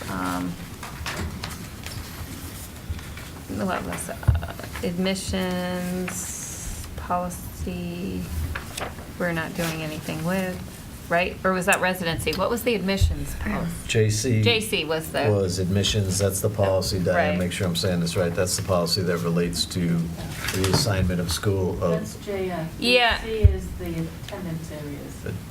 So we have them, JF is school admissions, this is written, JC was residency. I think it's just written wrong on the Attendance areas.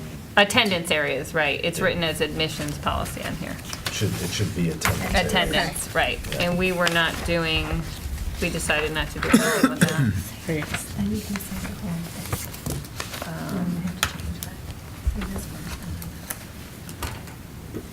And discussion on future policy. So considerations, what I wanted to bring to the committee was, I should bring it up, the, Can I Go pause ahead. you before you go on to Yes, that? please Just so do. I know what we've buttoned up.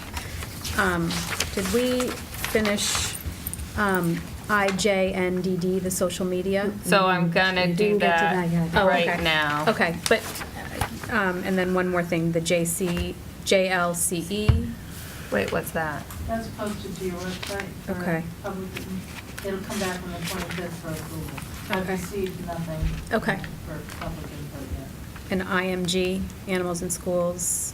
Okay. No changes are necessary. I just Right. want to, I know we'll have a lengthy discussion on future policy, or potentially have a lengthy, so I just Yep. want to get through the. Okay. So today we've had Nick George there with Marty, and I had raised issue about where we are with our policies when it comes to privacy, particularly with the G Suite use. And this also includes social media policy. Anything that deals with the internet privacy usage is, it's a big endeavor and it's out of my wheelhouse. So what we spoke about was having Marty and Nick go look at those policies and consult with the attorney when needed. But Nick is the one, I mean, that is his wheelhouse. So I think it would be good for him to look at that. There's a lot when it comes to, Google Classroom is used by everybody. I had the question of whether we needed an opt-out if people didn't want to use it. Are we required by law? Maybe no, to provide an opt-out. What are we giving students? Is it across the schools in terms of disclosures on privacy? Things like that. I think we need we need those looked at. So we had talked about was having Marty and Nick look through those and then see if there is an attorney there that specializes in that, those kinds of things as well. Okay. Because I want to make sure that we're where we should be on them. I mean, tech moves so fast, but I think we need legal eyes on it as well as tech. So, So you're basically going to bounce that back. to Marty and, Would you like me to read the motion that you guys made?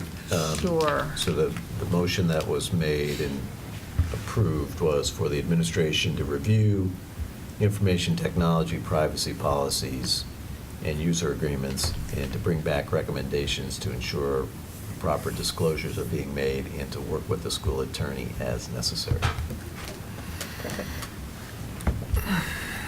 Thank you. Yeah. that's where we are. Okay. That's IJNDD. That's all of that. I Okay. mean, that's all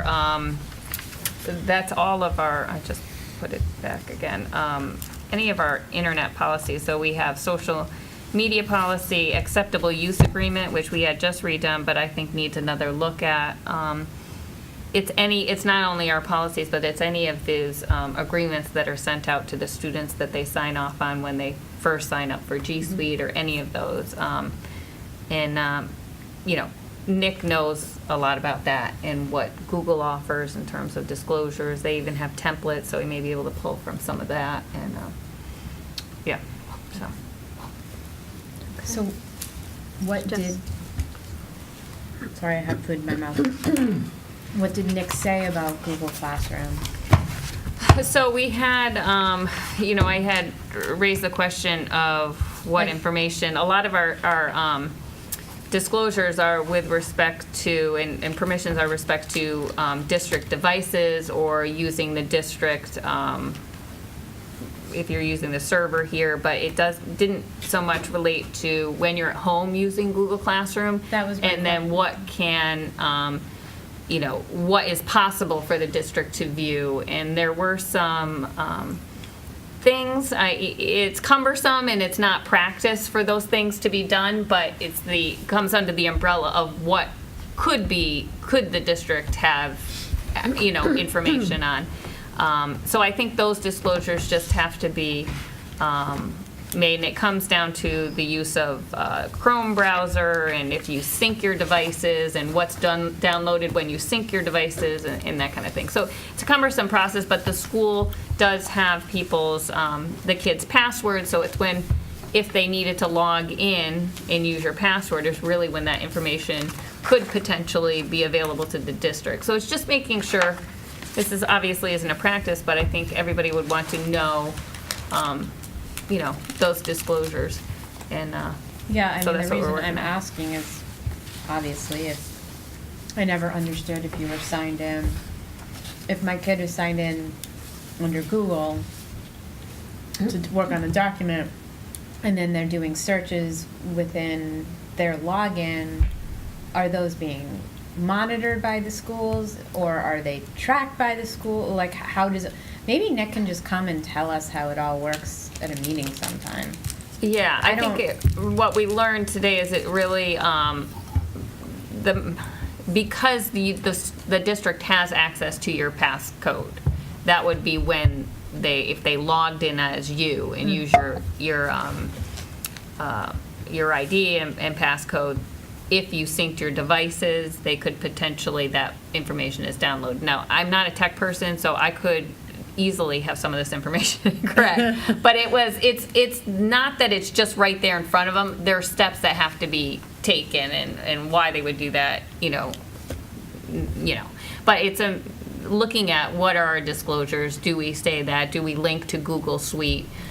So that they can see their disclosures on there, kind of thing. Just more information is better for people, especially since Google Classroom is used everywhere and is obviously a powerful tool. So, but we have these policies. So any of that user agreement, disclosure things, I think just need a sweeping look at through tech and then attorney, and so we can get those. I think the going. privacy issue is such a timely issue now, too. Right. With everything. Yeah. People are starting to stop and look at, who's seeing my information and what information are they accessing and who has a right to access what information. And I'm sure Google will be under fire.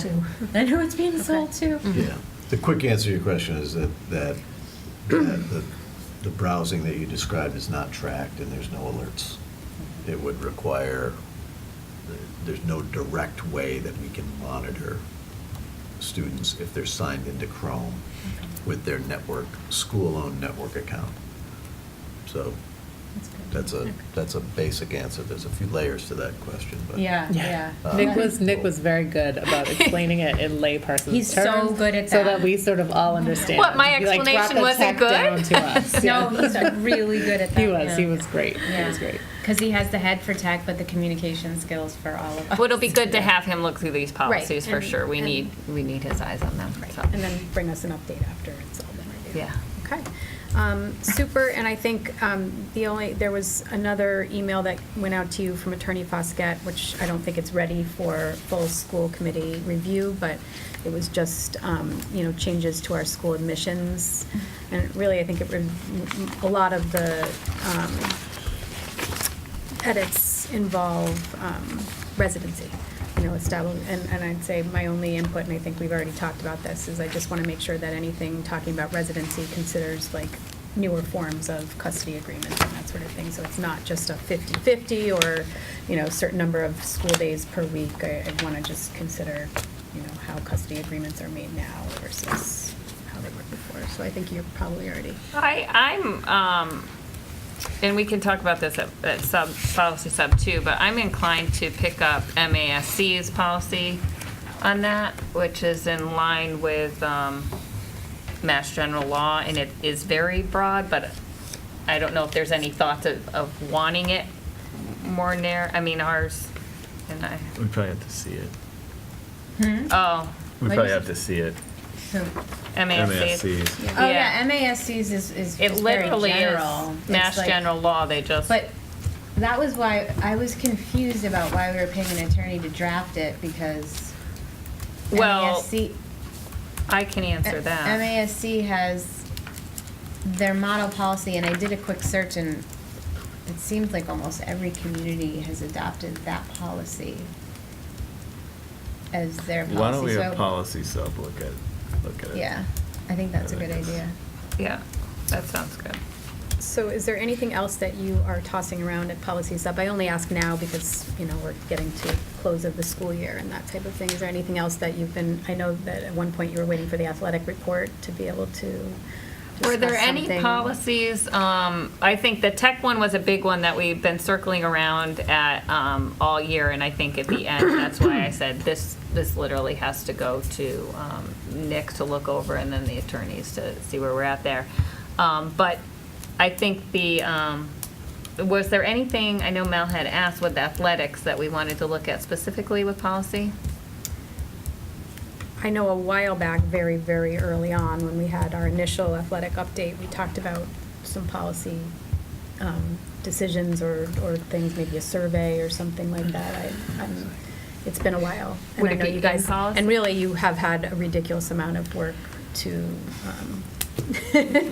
so I just wanted to make sure that if there's anything I needed to do in terms of scheduling or whatever, that would affect your work. I think we hadn't been able to look at that Yeah. Okay. in light of everything that was outstanding and everything that we were looking at pretty much at once, over a month's Right. time span. But I think in order to kind of wrap up what the work that's been done with athletics, that's like the one last piece that just needs to be glanced over Okay. to see if there's anything else that we can finally, put a bow on this and feel like we have given due diligence to all the concerns. And right now, I don't think any of us have any idea what's even in policy in terms of athletics. And in order to give it the full attention that it needs, we didn't want to just kind of throw it in with everything else until we wrap some of this up. Okay. So, we meet on a regular basis. Yep. So I would think maybe on the agenda, we can get it on the agenda for 2 weeks to have We're everyone looking at start looking adding into it. policy, like, for athletics, or? I think we just have to talk about that. look, Okay. see what's there, see if there's anything that could help firm up some of this. And, you know, we have them coming here in a couple of weeks, and I think if there's anything that needs to be addressed, that we can address it before the close of the year.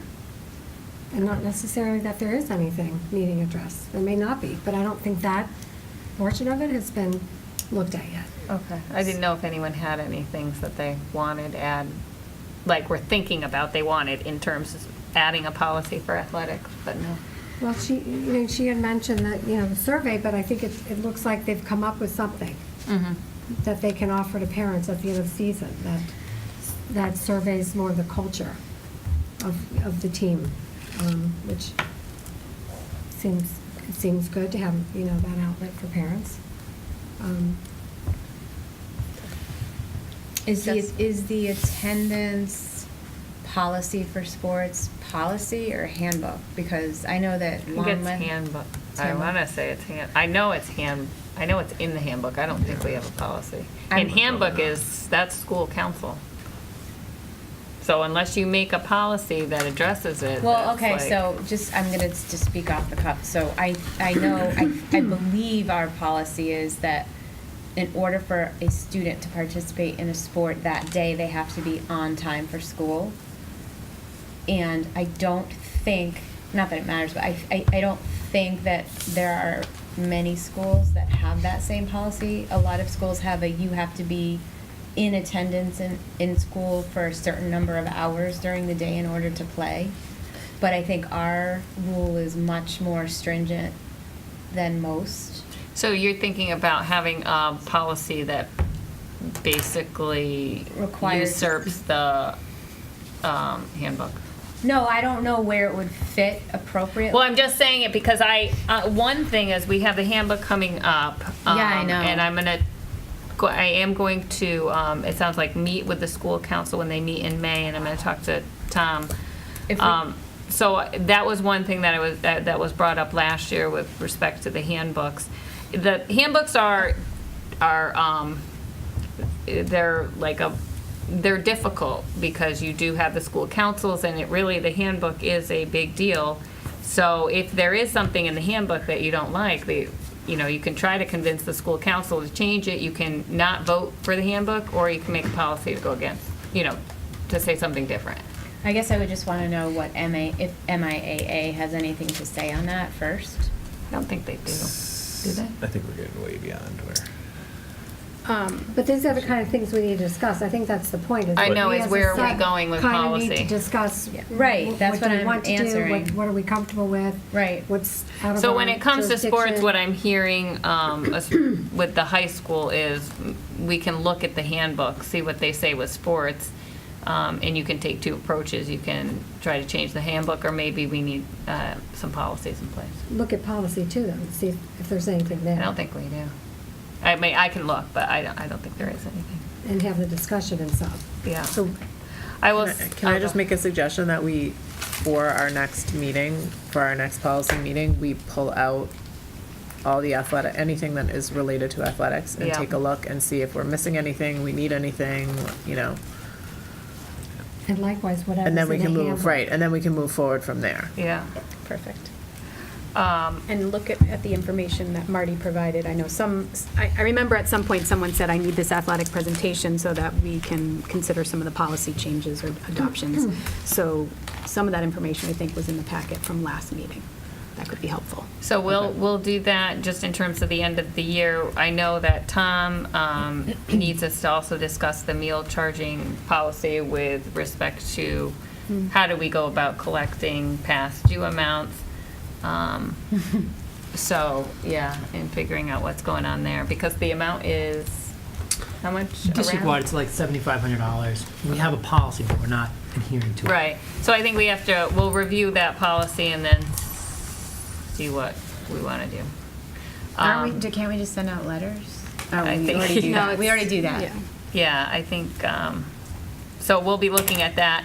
And then I think going forward for next year, one of the things that I'd like to continue to look at is the development of that conduct policy. When we talk about revising that, and so that's definitely, you know, on the burner for next year. Well, thank you to the policy Yeah, thank subcommittee you for guys. all your incredible amount of time and work you've put into everything. I know you guys have worked incredibly hard this year. Thank you. Thank you. Thanks. You're welcome. Okay, anything else for policy? Okay. Then we can move on to executive session, right? Have I buttoned everything up? Yes. We have a recommended motion. I had put on a placeholder for student records. Do we have any, I don't know if we have any updates or anything that we need to talk about. I could provide, well, I don't think there's anything new there, right? nothing that's changed our position. On, what are we talking about? Just the motion to go into executive session. Do you want to keep it, or? Can we keep it and then talk about it during executive session? I suppose the safer thing is to keep it. but, If you yeah, have I mean, information, otherwise, well. Well, there's a difference between litigation and pending litigation, and so I don't know that there's anything, I mean, it's up to you, I guess. but I don't, yeah. I could update you with respect to, you know, so the exception that's noted here relates to comply or act under the authority of a general or special law. So Yep. I could update you with regard to where we are in terms of complying with that law, if that would be helpful. Okay. And you talked to Bosquet about it, and that purpose Yeah. was, Yeah, okay? all right, so let's just do that. Okay. So there's a recommended motion, you can read it as is on the agenda, if anyone is willing to make it. Sounds good. Okay. I move that the school committee meet in executive session pursuant to MGL Chapter 30A, Section 21A, Purpose 2, to conduct a strategy session in preparation with collective bargaining with Unit A, and Purpose 7, consideration of release of executive session minutes from previous meetings, and Purpose 7, to comply with or act under the authority of any general or special law pursuant to Massachusetts Student Record Regulations 603 CMR 23, not to reconvene into open session. This motion requires a roll call vote. We have a motion, is there a second? I need a second. Oh, second. Okay. We will take a roll call vote. All Karen those in Moore and favor- Okay. You say Jess Hutchins, aye? I'm sorry, Jess Okay. Hutchins, Yeah. Okay. Melanie Rothstein, aye. Michelle Grotzky, aye. Russell Dupre, aye. Stephanie So confused. Jasmine.